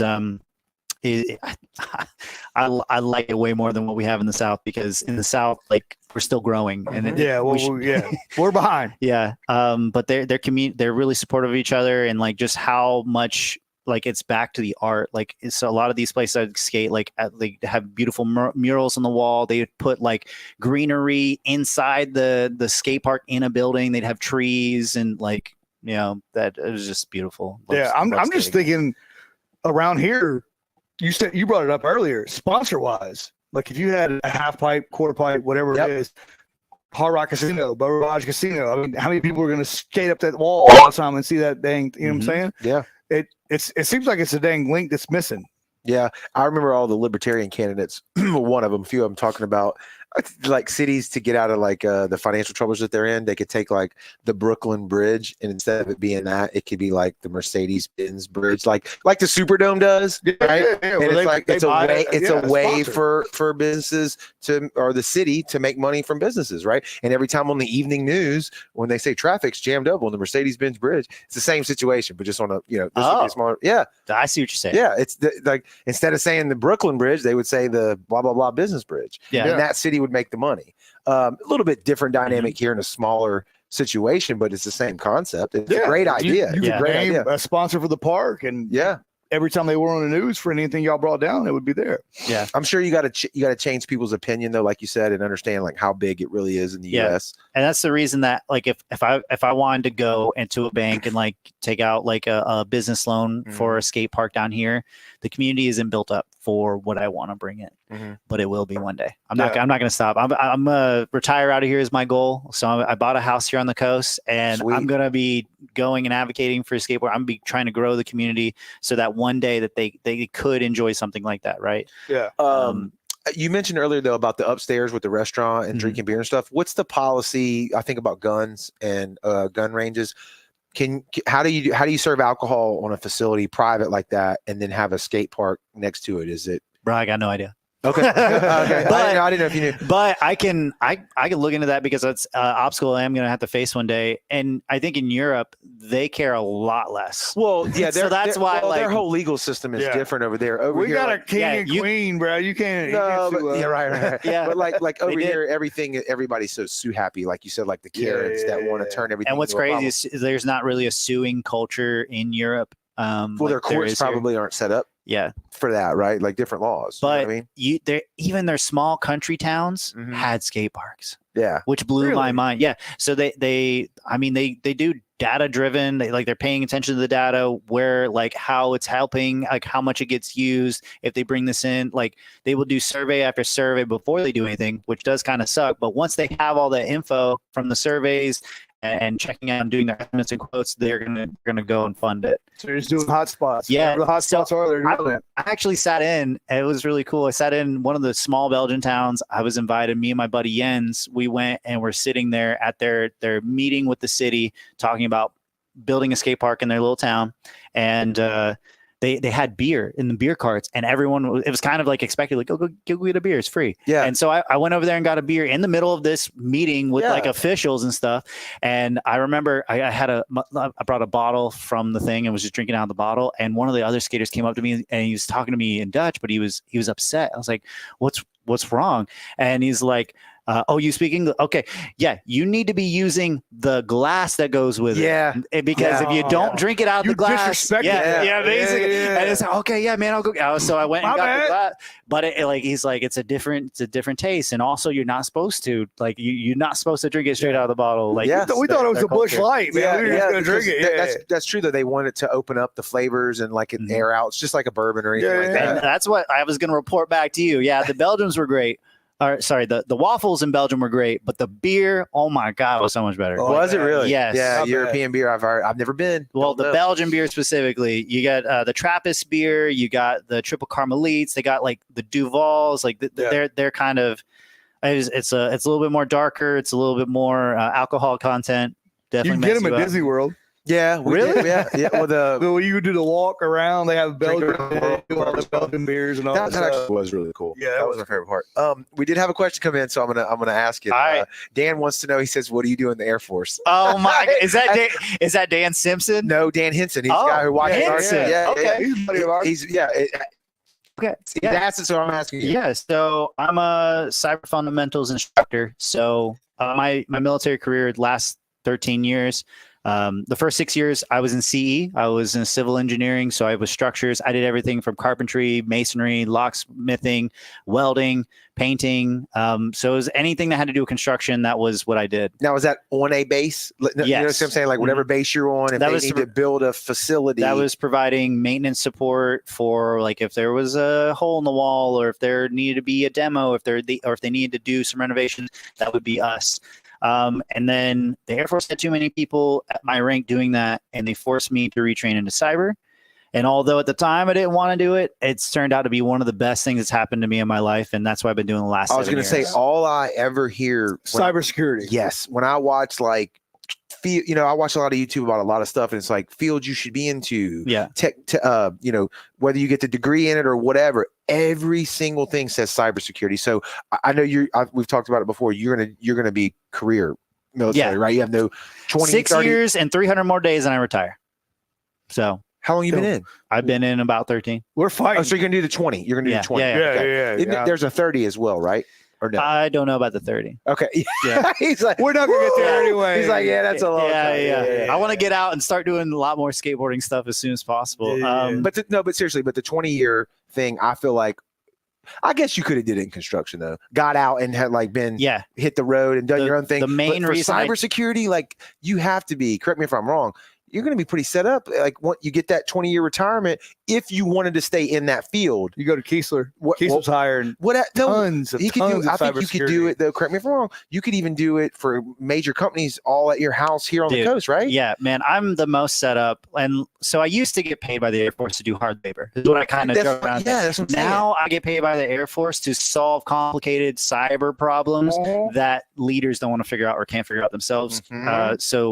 And that's why I tell all the people I train, right? So that's what we do with cyber. And whenever I get out, I could absolutely go and take these certs and all the training. And I'm a cyber fundamentals instructor. So I have a very wide breadth of cyber knowledge that I do know. I could go use that for any one of these companies and they would benefit a lot from my work, but I'm not going to. Because I'm going to skate. That's right, bro. I'm going to skate. He's going to have his retirement check and he can do whatever he wants. That is right, man. They can't take it away from me. Okay, how about this? I'm 7 years, so you only got like a couple months before me. You're going to get the check though, and you're going to skate a lot, but you could part-time do a little bit of cyber work to fund better skateboards. Don't do it. Fund better skateboards or fund your park. Retire. No, he's going to retire. I'm not saying don't retire. So I would retire right at 38, and then I could roll into a new job as like at your leisure though, as much or little getting as paid you what want. I should be getting paid to do my job that I'm not. Correct. No, 100% correct. Yeah.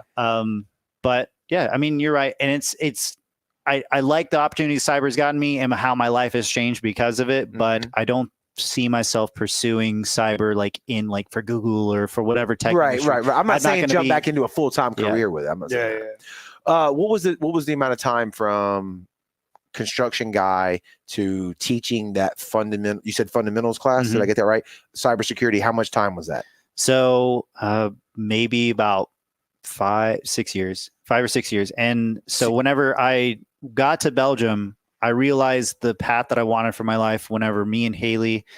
She was in the comments earlier. Yeah. I wonder if she's roasted me. No. I think she's. I'll go back. Keep going. No, she's super supportive. That's my husband. With a heart. With a heart. Yeah. No. I think she roasted you. No, she's going to roast me now that I thought she roasted me. She's amazing. She's super funny. Does she skate? She's way smarter than me. She does skate. Oh, how did you pull that off? Way to go. Did you meet her at skate park? Dude. So she did. Yeah. Whenever we met on Tinder. So we met on Tinder and we were just, kind of messing around for a little bit. And then I got orders to Belgium. And then we kind of said we were going to have it was going to be a terminal relationship, meaning that when I left, we would just end the relationship amicably. Oh, wow. That's like a military thing? Dude, the military lifestyle kind of requires situations like that. And I wish I had been doing that earlier in my life. I'm impressed. That's a thing. I mean, that's respectable. Yeah. It's up front. You don't know what could happen. Like they didn't sign up for the military lifestyle, but you did. Correct. So there's a lot more guys who are doing that now. But so Jody gets left out of the picture. Yeah. Jody and Kyle. Yeah. I don't know. Jody's a term. Jody get deployed, and then Jody's the guy that home. shows up at your house while you're deployed. It's a generic. Don't know who picked that name. It's just that's the name. Yeah. And then you get a Dear John letter. Yes. Okay. Correct. So one of our first, second or third date, she asked me to do a kickflip, and so I went out to Point Cadet and I did one for. She didn't skate then, but then whenever I left, COVID straight up the day I got to Belgium, COVID hit, and so it was big lockdown time, right? So what was happening with us is we were still kind of talking, even though we said we were over. Yeah. And I sent her a skateboard. I sent her everything she needed to build a skateboard because she expressed some interest. So I bought like $130 setup, and I sent it to her all disassembled, and then we kind of I walked her through assembling it. And dude, he's playing chess. Everybody else is playing checkers. You won her heart with a kickflip. Yeah, bro. That's what but he said disassembled board. Did y'all hear that on the line there? Disassembled, so she'd have to call him, and it had to be like a thing while they put it together. Yeah. And if she's willing to put it together, she's willing to learn. Yeah. Right. Did I pick up on that? Yeah. And so and then once she got it together, I kind of walked her through some stuff like over we were FaceTiming or whatever. Yeah. And I walked her through like, hey, well, you're gonna stand on it like this. Okay, what feels comfortable? Walking her through the beginning stages, what I would walk through somebody like at IRL how to skate. And then she went out and was skating on her own, Point Cadet. And then when she got to Belgium, we started skateboarding more. She learned how to do pop shove-its, a fakie pop shove-its. She's even dropped in whenever one of the skate parks I was telling you about, the indoor skate park facilities, right? I taught her how to, like, she dropped in, and like, it was one of those things that just kept building. She likes skating. She still skates. She said, I think this is commenting off the roasting her. Yeah. She said, whoa. She said, we'll talk about this when you get home. With a laughy face. You're done. No, You're done. You're done. That's a You're laughy done. face. So you're good. You're totally good. Okay, I hope. Yeah, no, you got a good one. Well, is there anybody around? I mean, you mentioned Yaya's earlier in your ad. Is there anybody around here that's still selling gear locally, skateboard gear? Yeah, so Yaya's is, and they got a really great selection. And I'm not just saying that because they've been working with us, but they honestly do. But the funny thing is, I haven't been allowed to go there. Like for like 12 years of my military career, it's been off limits for military members. Because whatever it is, accessories. Well, I don't even think it was that.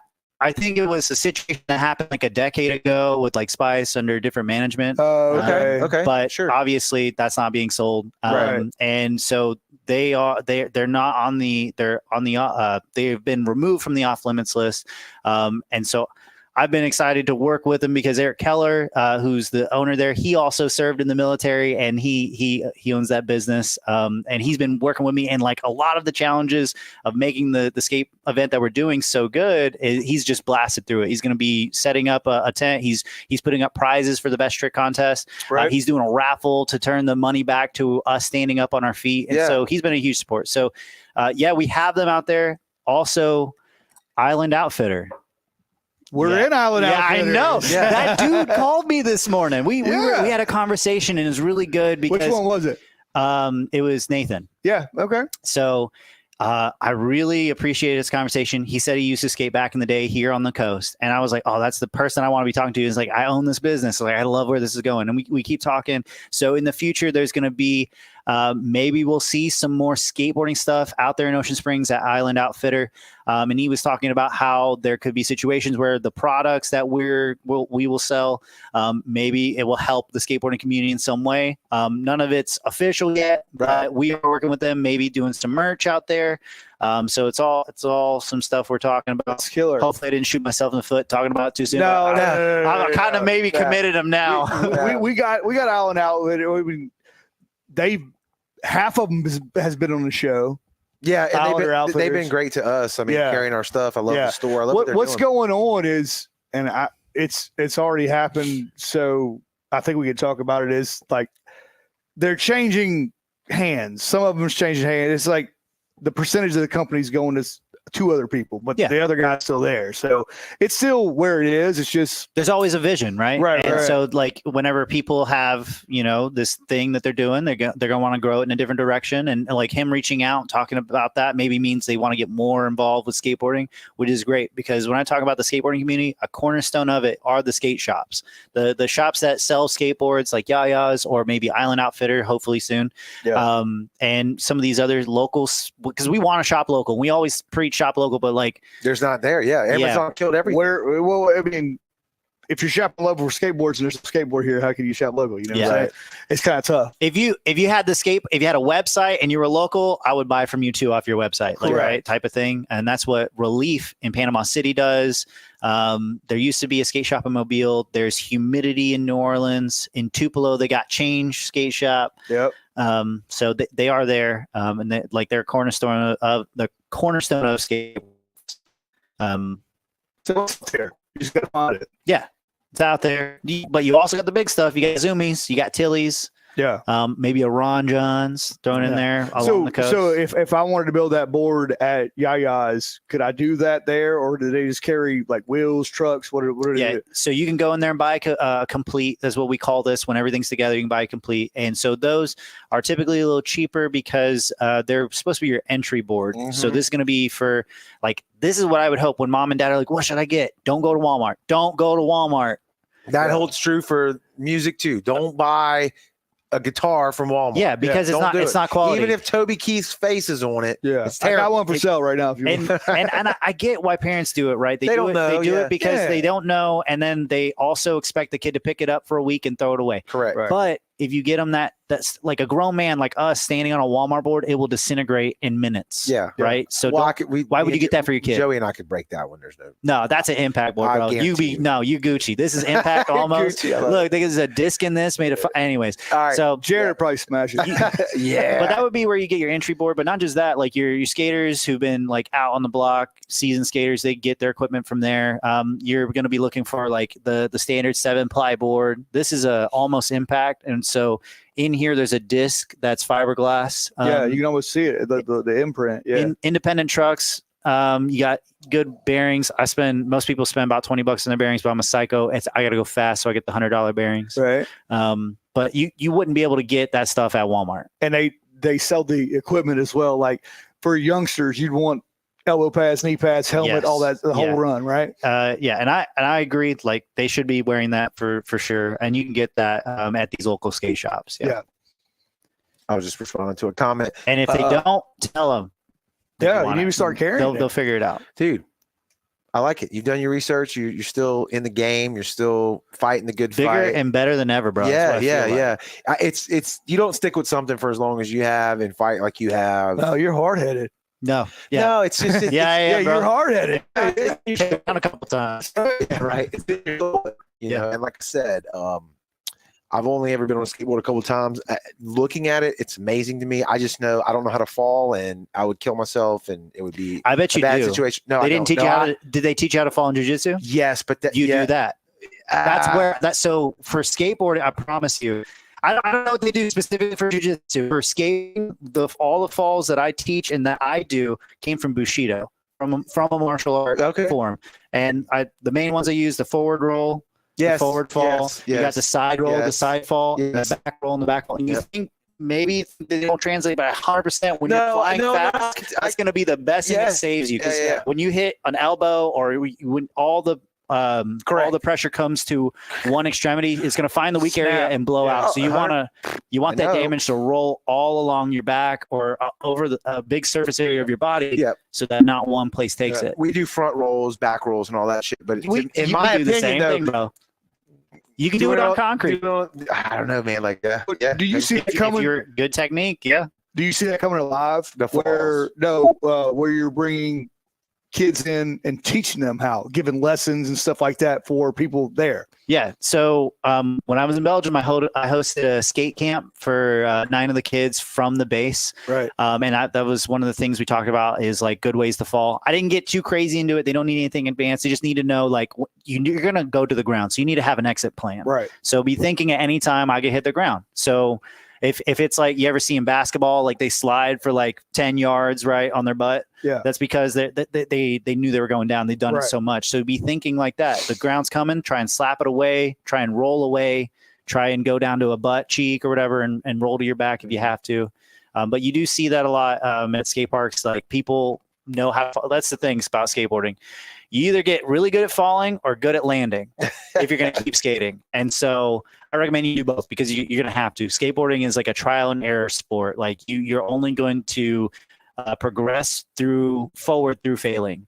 You're going to learn how to fail better. And then you're going to eventually like, I'm tired of failing. I'm going to figure this thing out. Yeah. But I'm just thinking maybe you can win that Karen's heart over by taking little Timmy and teaching little Timmy to be. The thing about a Karen is they don't have a heart. Well, it's not but if you take little Timmy underneath your wing and you teach him how to make it right, and he doesn't, break every bone in his body because he knows what to do now. Yeah, maybe you got a little leg to stand on there. Yeah, and it's not just me doing it. There's skaters like I don't even tell them to do it. Like they want to build this community up and grow the culture and our kind of our image, right? And they're hosting their own. Like, hey, I know this person, their kid wants to learn to skate. I'm gonna go take them out. They got helmets, they got pads, and I got showing them all their best secrets and all that kind of stuff. Yeah, right. And so that's skateboarding. I mean, that goes back like to the jiu-jitsu community for me. I can't tell you the amount of times I've seen somebody have a move that they know, and they're like beating you with it, and then when the round's over with, and I've done this myself, it's like they're not keeping it in a bucket. This is exactly what I did to you, and this is how you need to react the next time so that doesn't work. And to me, that's trade why. secrets. Well, it's not. It's because it's a community, and it's not. I'm not trying to bogart that what I know. I want you to know it because two things happen. Now you're better. Like I'm sure it's the same thing with skating, right? Now you're better, and then the jiu-jitsu part of it, you're better. Now when I do that thing, you're going to react, and now I have to get better. I have to get better to make. I've been looking for a community that's like skateboarding in this way. Tell me if it's the same for jiu-jitsu. So like in skateboarding, whenever you got the top 8 skaters, they went through all these different heats and they've made it to the finals. And now it's their 2 hours to skate and they're going to do their best tricks or whatever. And so as they go one at a time, the other skaters are sitting and watching and they're hoping that they land their tricks and not like, they're not hoping that they fail their tricks. They're hoping that they land it. And then it's gnarly and it's the coolest thing ever because it's going to push them to go harder. Yes. Is jiu-jitsu like that? I would say yes. You mean so they're in the competition world? Yeah. On your school, in your team, you want that guy to do the best, but you're competing against other schools and other teams. Do you ever hope the other teams do their best?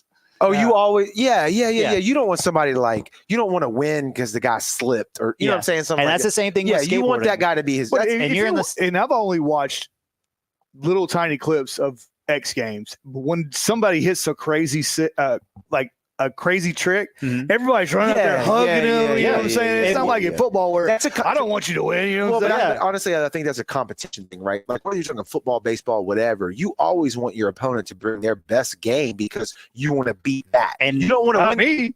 If I'm playing football, I'll just beat you and make the money. That's why he didn't make the NFL. In skateboard, and that comes from the streets. Where the corners, where this all started, right, was in the streets and parking lots. And people, when they landed something, the community, like whenever you watch somebody skate and they're trying something for an hour or 2 hours, you know this guy's been trying this, and this is going to be his magnum opus trick or whatever. Right.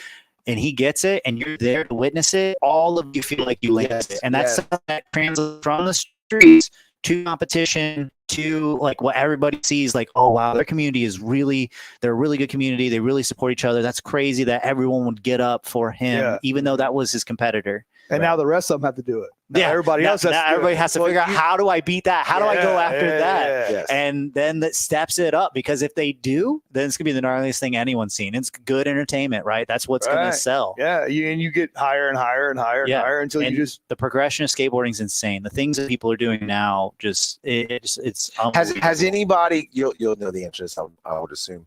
Has anybody, I'm not gonna say surpassed Tony Hawk, but like okay, who is doing either tricks that he never did? Because as big as him. Joey and I are way out from knowing any of these answers. As big as him, like Tony Hawk did this, but now this guy does that. He just doesn't have the lineage of Tony Hawk. Is there anything out there? PlayStation game? Absolutely. So Tony Hawk is a household name because of no disrespect to Tony Hawk. No, absolutely. I think, and he knows he's gotten this all the time. He's not listening. Can't be that big and not got. Right. Yeah, no, he's probably in the comments. He could shout out Tony Hawk. He could be. He got that big because of a lot of competitions, a lot of good deals, a lot of being reliable and smart in skateboarding, and that's something that you didn't really find at the time, right?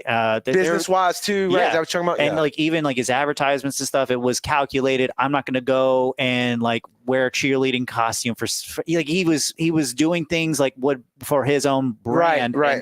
And the games themselves, like, we were watching that money. with who was it the other day? Short Canadian. Wouldn't wear the dress, remember? Cat Williams. No, yeah, but it was what's the short comedian's name? It's gonna come back in a minute. Anyway, he was like, "I'm not doing this because I'm protecting my brand." I'm sorry. Yeah. I interrupt the story. No, and it's Cat Williams. It was the other guy. It'll hit me in a minute. Okay. Fast talker. But I don't know. Yeah, keep going. But if you're asking who has surpassed him, I would say that in different ways, like he's a household name. If you don't know another skateboarder yet, right? Could you name another one right now? Probably not. No. Yeah. So then maybe no one in that way has passed him. But in competition settings, there's the competitions have went beyond because he used to skate the vert ramps, like go jumping high and stuff. Now the competition formats have changed to a park format, which is more your transition and stuff. And then you have a street format, which is skate parks that are meant to look like an urban environment. Okay. Which a lot of I really like watching the street skating, the people who go to the street competition skating. Nigel Houston's been one of the biggest names in the game since Street Leagues came out. Nigel he's the guy who makes all the money, gets all the fast cars, drops the sickest street parts. Should have won Skater of the Year last year, just my opinion, but he's a really good skater. And he's a really good competitor. He really feeds into that competition. So would you say he's the Tom Brady of Tony Hawk? No, is he the Tom Brady? Oh, the goat skater. Yeah. I think a lot of people would say he's the Tom Brady or the Michael Jordan. Right. He's the GOAT. Yeah. And but now, like, we're looking at Japan, and now they got Yuta Horigome, who won in Tokyo 2020. He won the Olympics, so it's hard to be like, well, who's the best, right? Like, and in skateboarding, I like to say, and I hear it a lot, that you were the best that day. Like, you were on that day. The stars aligned, bro, and you were the best that day. I think the UFC is the same way. Like, you're the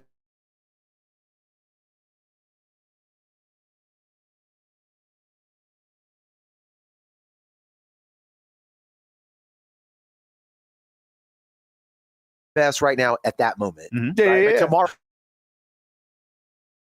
I remember him jumping out of a helicopter and dropping in, right? Is that the right word? And then did he do a 720?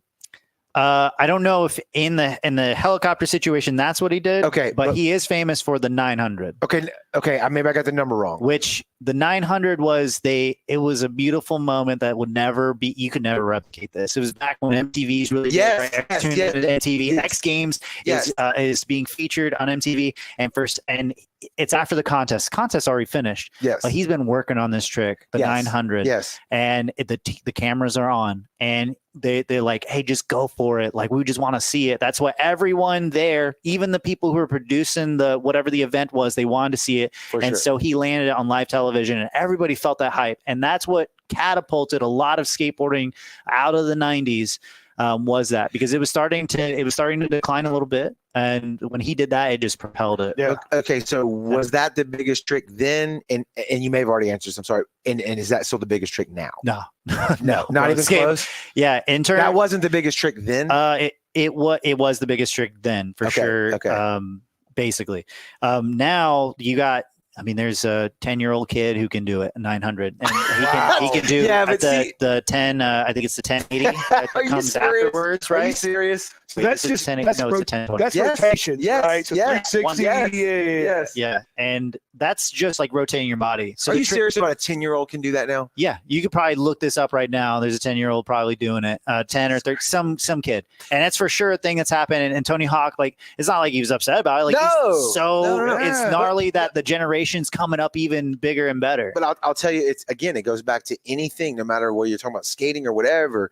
Like, it reminds me of the photo of was it the first Super Bowl where the guy's on the sideline with a cigarette and a beer? We've all seen that photo. Like, as things progress, it gets more focused to where, the thing that you did at the pinnacle of your career 30 years ago, UFC's the same way. Go look at UFC 1 and the fighting style we're doing in. Ken Shamrock, Horace Gracie.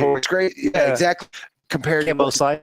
No, it was way later. He didn't do very well. Yeah, I know. But what I'm saying is that it goes through some iterations. Well, no, what it is that you push the boundaries like he did. You're building, and you're the first guy. Yeah. And then everybody else says, okay, this is physically doable. And then every kid that you inspired focuses on that, and then now 10-year-olds can do it. So in my opinion, like you said, Tony Hawk embraced it.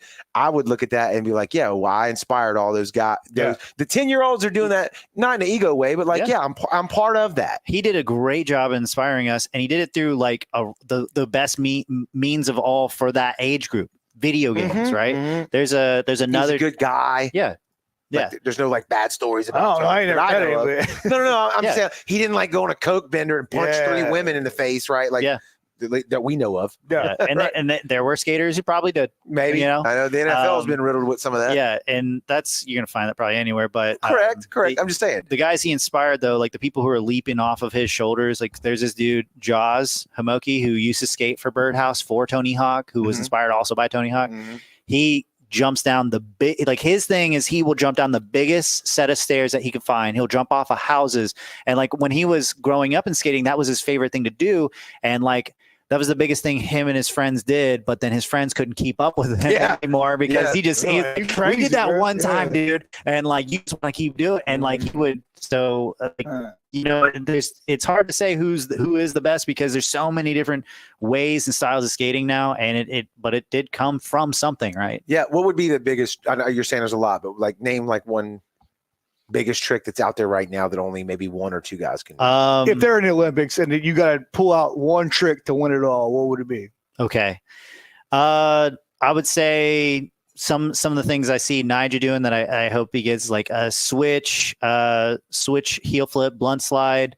Break that down for the non-skater guy. Okay. So we got switch is the first word I said. Yep. So switch, like I can ride the board regular. When you hop on the board, we all have a particular stance. So that's your normal way of riding. Right? Like with your feet. Yes. Right. So then when you switch your stance and you have the alternate foot forward, it feels like you're riding backwards. It feels like right and left-handed. Yeah. Does that have to do with right hand, left hand, or just how you learn? Yeah. I don't know if it has to do with how right hand, left hand, but it has to do with how you initially learn. And so everybody just learns a different stance, and that's the same for snowboarding, surfing, skateboarding. I would assume, like, I'm right-handed. I would assume if you gave me that skateboard right now, I would stand on it with my left foot forward and my right foot in the back. You're saying to switch, I would switch around the right foot forward, left foot in the back. Yes. Okay. So already that's difficult. Okay. He would be doing this on a handrail. So like it would be on a massive stair set, at least 10 stairs, right? So it's already really big. And the thing about stair sets is that you imagine like you're standing at the end of a stair set, and now you're going to go back up about 50 yards. So you have enough speed, you're hauling enough ass so that when you jump down these stairs, you make it to the bottom. So you have to make a decision way back there to have the heart to do this, to go fast as hell, which if you pro tip, go as fast as you can. That's the only way to get through it. Keep going. All right, listen. One, you're riding backwards. Two, you're going as fast as you can. Three, now you're going to flip the board. So out of all the flip tricks there's a ton of difficult flip tricks. Some people will learn kick flips and then learn heel flips. So we're doing a trick that's harder than a kick flip, which most people knows, where you kick the board. Heel flip is you're kicking, instead of kicking out with your toes, you're kicking out with your heel. Okay. So you're kicking the board into a heel flip, and then you have to catch it in midair. And then you have to point, this is the hardest part for me. You have to point the very tip of your tail at the ledge or whatever surface. So the rail in this instance, just this part of the board is making contact with the rail, and you have to hold on to it and balance until you get to the bottom. Yes. And then you have to land. I feel like I could do that. Yeah. We got any stairs here? And give me that board. And that's just one. And that was the first one that came to mind because there's a ton of harder tricks that are coming out. Like, but all of them go off the same concept. You're going as fast as you can, and you got to do it perfect. Like, if you don't do it perfect, you're not getting all the points. If you put your hand down, like you land and put your hand down, it don't count. Yeah. If you scrape your tail, if it gets sketchy, like people don't want that. So in the Olympics, it's the same thing. Like diving, like the technical points come out. All the time. How do you practice that particular trick that you just said? Okay. You got to first be comfortable skating. And then let's say you can skate switch. Then you have to know some of your tricks that you know normal, you have to learn opposite. Yes. So once you learn those, then we have to make sure that you're good at rails. So first starting on just flat ground rails, flat rails, right? Okay. So you're going to maybe practice on that for a while. Then it also is different hauling ass, right? At the stair set. So you got to get comfortable doing that. Psychologically. And it's a different battle every time. You get more comfortable with the battles that you have, like the more you do it, right? Like the more you do it, the more confident you are. So keeping up the progress with that. And then, I mean, honestly, sometimes though, like it's a leap of faith. You don't know if you can do it. You've never tried. The first time anyone hit a rail, they had no idea. The first time I did it, I had no idea. The best thing you could do is just see what happens. Just fuck around and find out. But it hurts when you fall. That's why I said it hurts less when they fall the right way. That's why I say you get good at falling or you get good at landing. Yeah. And so you basically have to do both. But so you learn how to fall. So learning to go fast, learning how to roll out, learning that, okay, that wasn't enough speed. I need to kick out, or maybe that was too much speed, or whatever it is. You're dialing it all in over time and over maybe a couple hundred iterations. So it's just like take a BP. Hit a baseball, hit a baseball, hit a baseball. He knows before as soon as he leaves the ground that this isn't right. Yeah. And he can bail out. Yeah.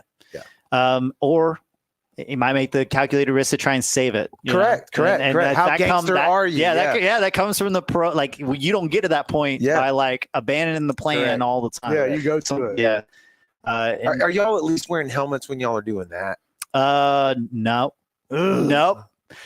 So and if you're under 18 in the professional level contest, which the female level contests are insane. They've grown so much in their progression, but most of their skaters are actually under 18, and so by like Olympic law, they have to wear helmets. Anyone over 18 doesn't have to. But can I ask you a question? Why not wear the helmet? Does it impede on anything? That's what I'm saying. Okay, mess your balance. Have you heard of Jordan Peterson? Yes. So 100%. Have you heard that he said leave skaters alone when they're doing their thing? He says that because they're learning something, right?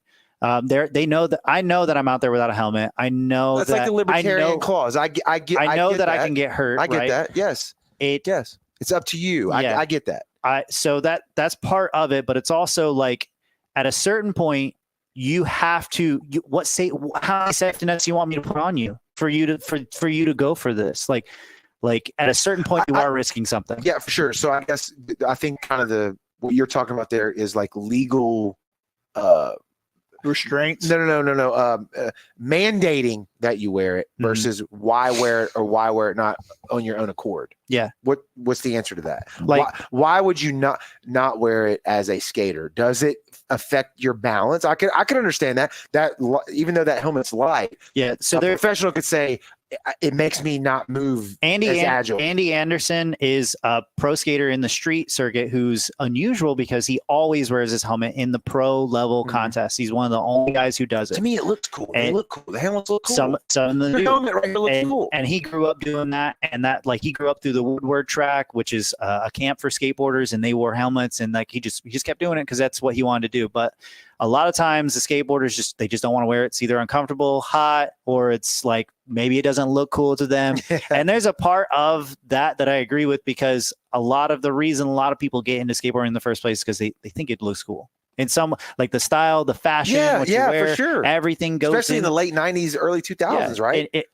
You yourself can be a little bit of a art piece, right? If we're going to go and film these street parts, right? The street part, and it's not going to get all the credit it's going to get if you're wearing a helmet, like probably, because they're going to be like, oh, cool part, but you were wearing a helmet the whole time. And that's just how the community is. Shade. And so it is a little bit of a cultural thing, community thing. And there's people like Andy Anderson. I bring him up because he wears his helmet, and he's like, well, I'm out there in the public eye, and I know there's a lot of kids who skate. And maybe they'll wear the helmet. And when you're skating vert and street are a little different, because a bad fall can hit you anytime. You never know what can happen, right? In street or in vert. But in street, most of my movement is along a horizontal plane. So like if I'm going fast and I'm going that way and I know how to roll and tuck and all that stuff, great.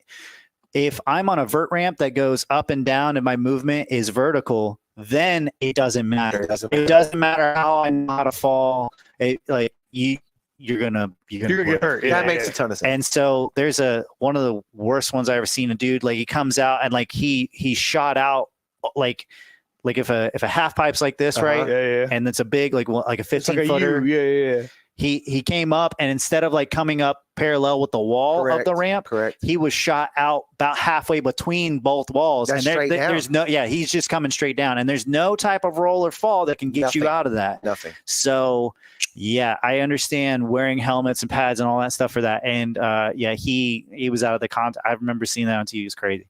Yeah. I forget the dude's name, but I just remember. The reason you don't remember because he didn't do anything cool after that. Oh, yeah, he was out of the game. That reminds me, though, you say about like the culture kind of giving you flack, like, oh, you did a cool trick, but you were wearing the helmet. That's a cultural perception thing, and we talk about it on this show. It's kind of the same about the old school way when social media hit. Everybody wanted to have the most fish that they could have on the boat. So you're not a good fisherman unless you post a picture at the end and your boat's just covered with fish, right? Okay, and now over time, I hope, and we try to be an advocate of it. Don't do that photo. Release the ones that you don't need. Only take as much as you want. Don't destroy the fishery, right? Mm-hmm. And that's not cool anymore. What's cool is 1 or 2 fish that I'm going to eat, or this is the big behemoth that I'm keeping, but I don't need to like flex on y'all by showing you just tons of wasted meat and dead animals. Yeah. Right. And maybe in y'all's culture, if everybody talked about it enough, you could change that. I can still do a cool flip trick, whatever, but I still wear a helmet and I'm not pansy. Yeah, I think it would be we're doing as much as we can to like shape culture in a positive way, but also like it's also their community. They're gonna do whatever they want. Understood. And It just takes a couple guys, girls, Yeah. or whatever inside that community to make a conscious effort to say, hey, like, and I don't know what the brain injuries are or whatever. You're looking from a medical standpoint. Yeah. Just because, we're talking about it, but Yeah. I just, I always thought like, I think the helmets look cool. I mean, they, why not wear them? But I could get it if it messed you up. But anyway, I'm sounding like a dad. Yeah. I have children. Get off my lawn. It's too loud. It's too loud. Turn your Yeah. rock music down. I will say though that after like 22 years like of me skating, and even like after maybe like a couple years of skating, there's a lot. Like if you're just in a parking lot, I don't really need the helmet. Yeah. Like, I'm not going down bad. Like I'm not going down like you're really going hard. 2.5 feet at the most. Yeah. Ryan Lynn put in a comment earlier, and I'm going to flash it again. He said, man, skateboarding teaches you consistency is key to mastering whatever you are working on. He said, after failing hundreds and hundreds of times and you keep going, you'll actually get something down, and then you'll take that down the stairs, drops, etc. Then the feeling of landing it and learning it, you'll feel everything pay off. And Ryan, that's a great comment, because exactly. Doesn't matter what you're doing. I don't care if you're trying to be like the best skateboarder, runner, if you're trying to be the best pot. Yeah, well, we're still working on it. I watched a guy the other day that was trying to be the best at, it was something on old school Nintendo with Tetris. He beat it. The kid beat it. Yeah, but did you see that? Yeah, dude. Okay, yeah, exactly what you just gaming. did. If you just hit the directional pad like we all did back in the day, like with your thumbs and your fingers, somebody figured out that if you hold the controller and do it again, what you just did, like he did like a wave where he turned the controller backwards, and because he was tapping on it like a way, like a rhythm, you can do it way faster. He found a way he could do it way faster by doing that than actually pressing it with his thumbs. No. And like I said earlier, y'all are talking about the little kid who just beat Tetris. Yeah, see that was him. That's what he did. A 4-stop, and that's he's the only person that's ever done it besides AI. Mm-hmm. Yeah. So I know that kid. Yeah. I think he's a different guy, but you and I watch the same thing. They figured out how to move it quicker by not doing the weight. And I don't care what you're doing. When you get to something at that level and you figured out at that level, I'm all on board with it. Yeah. Because you're right. That translates, like Ryan just was alluding to, that translates to anything in life. Just stick with it. Keep grounded. If you love it. Now, if you don't love it, don't do it. Yeah. And that's why a lot of parents love to bring their kids out there, because they're learning those skills at a young age. And there's a ton of other skills that are coming out from it. But the consistency part, like staying with it, and you just grow, and then you can look back and see your progress. That's great. But like we're talking about, like doing difficult tricks down stair sets.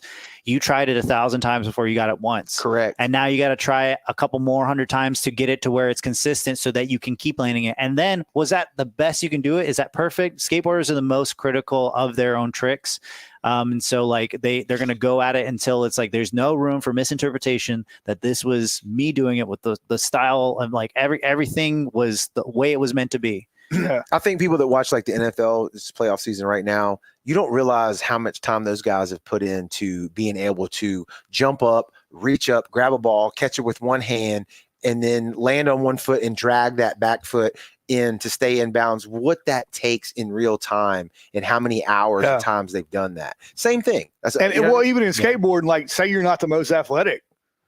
Say you don't like baseball, you don't like football, you don't like soccer, you don't like running. You can go grab a skateboard, and possibly be the best in the world. Well, it's its own form of athleticism, though. It's just a different set of and you have to run a 4-3 or jump. Correct. Yeah, and it could be a competitive thing. We've talked about the competitive nature of skateboarding now. Like it all has a very creative side. And there's some people who would never mess with the competition, and they're just there for what it does for them, how it stimulates their brain, and like they're just going out there. I'm gonna do something no one's ever did before, but it's not for them, it's for me. Is it possible? And that's where a lot of the tricks came from. Like Rodney Mullen, the godfather of skateboarding, who invented a ton of the flip tricks and stuff that we know today. He did that in Florida when he was living under a bridge. Like he just did it like on like a little plank of wood, but like a really small square foot area. And that's where he learned a lot of those tricks. And then he taught it to other people, and then it just went off from What there. about the freedom of going out there and just treating it like you're surfing on concrete, Yeah. and even like with not even a lot of tricks? That just to me looks like freedom. So the skateboarding that started in the beginning was a lot of like, I'm going to learn about what I can do, just me with the board. Mm-hmm. And then as people start taking it to the urban environment, they're like, what can I do with me, the board, and now this curb or this stair set? Like that's what makes it such a creative art form, is that you don't know yet. Like this round ledge I wonder if anyone's ever done this. I wonder if I can do this, and maybe I can flip into it. Oh, it feels kind of good when I do that. Like I just lean my weight this way. It feels natural. Mm-hmm. They're discovering all these things about their environment, right? And so it's and I said it a little bit earlier, but all skaters see the world through a different lens, because now we're seeing like, how can we interact with our environment around us? And it's so awesome.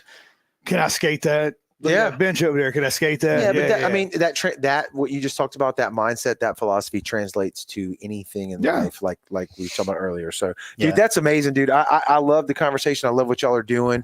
Let's recap on the events that you have coming up. Yeah, tell us the event again, and then not only just that event though.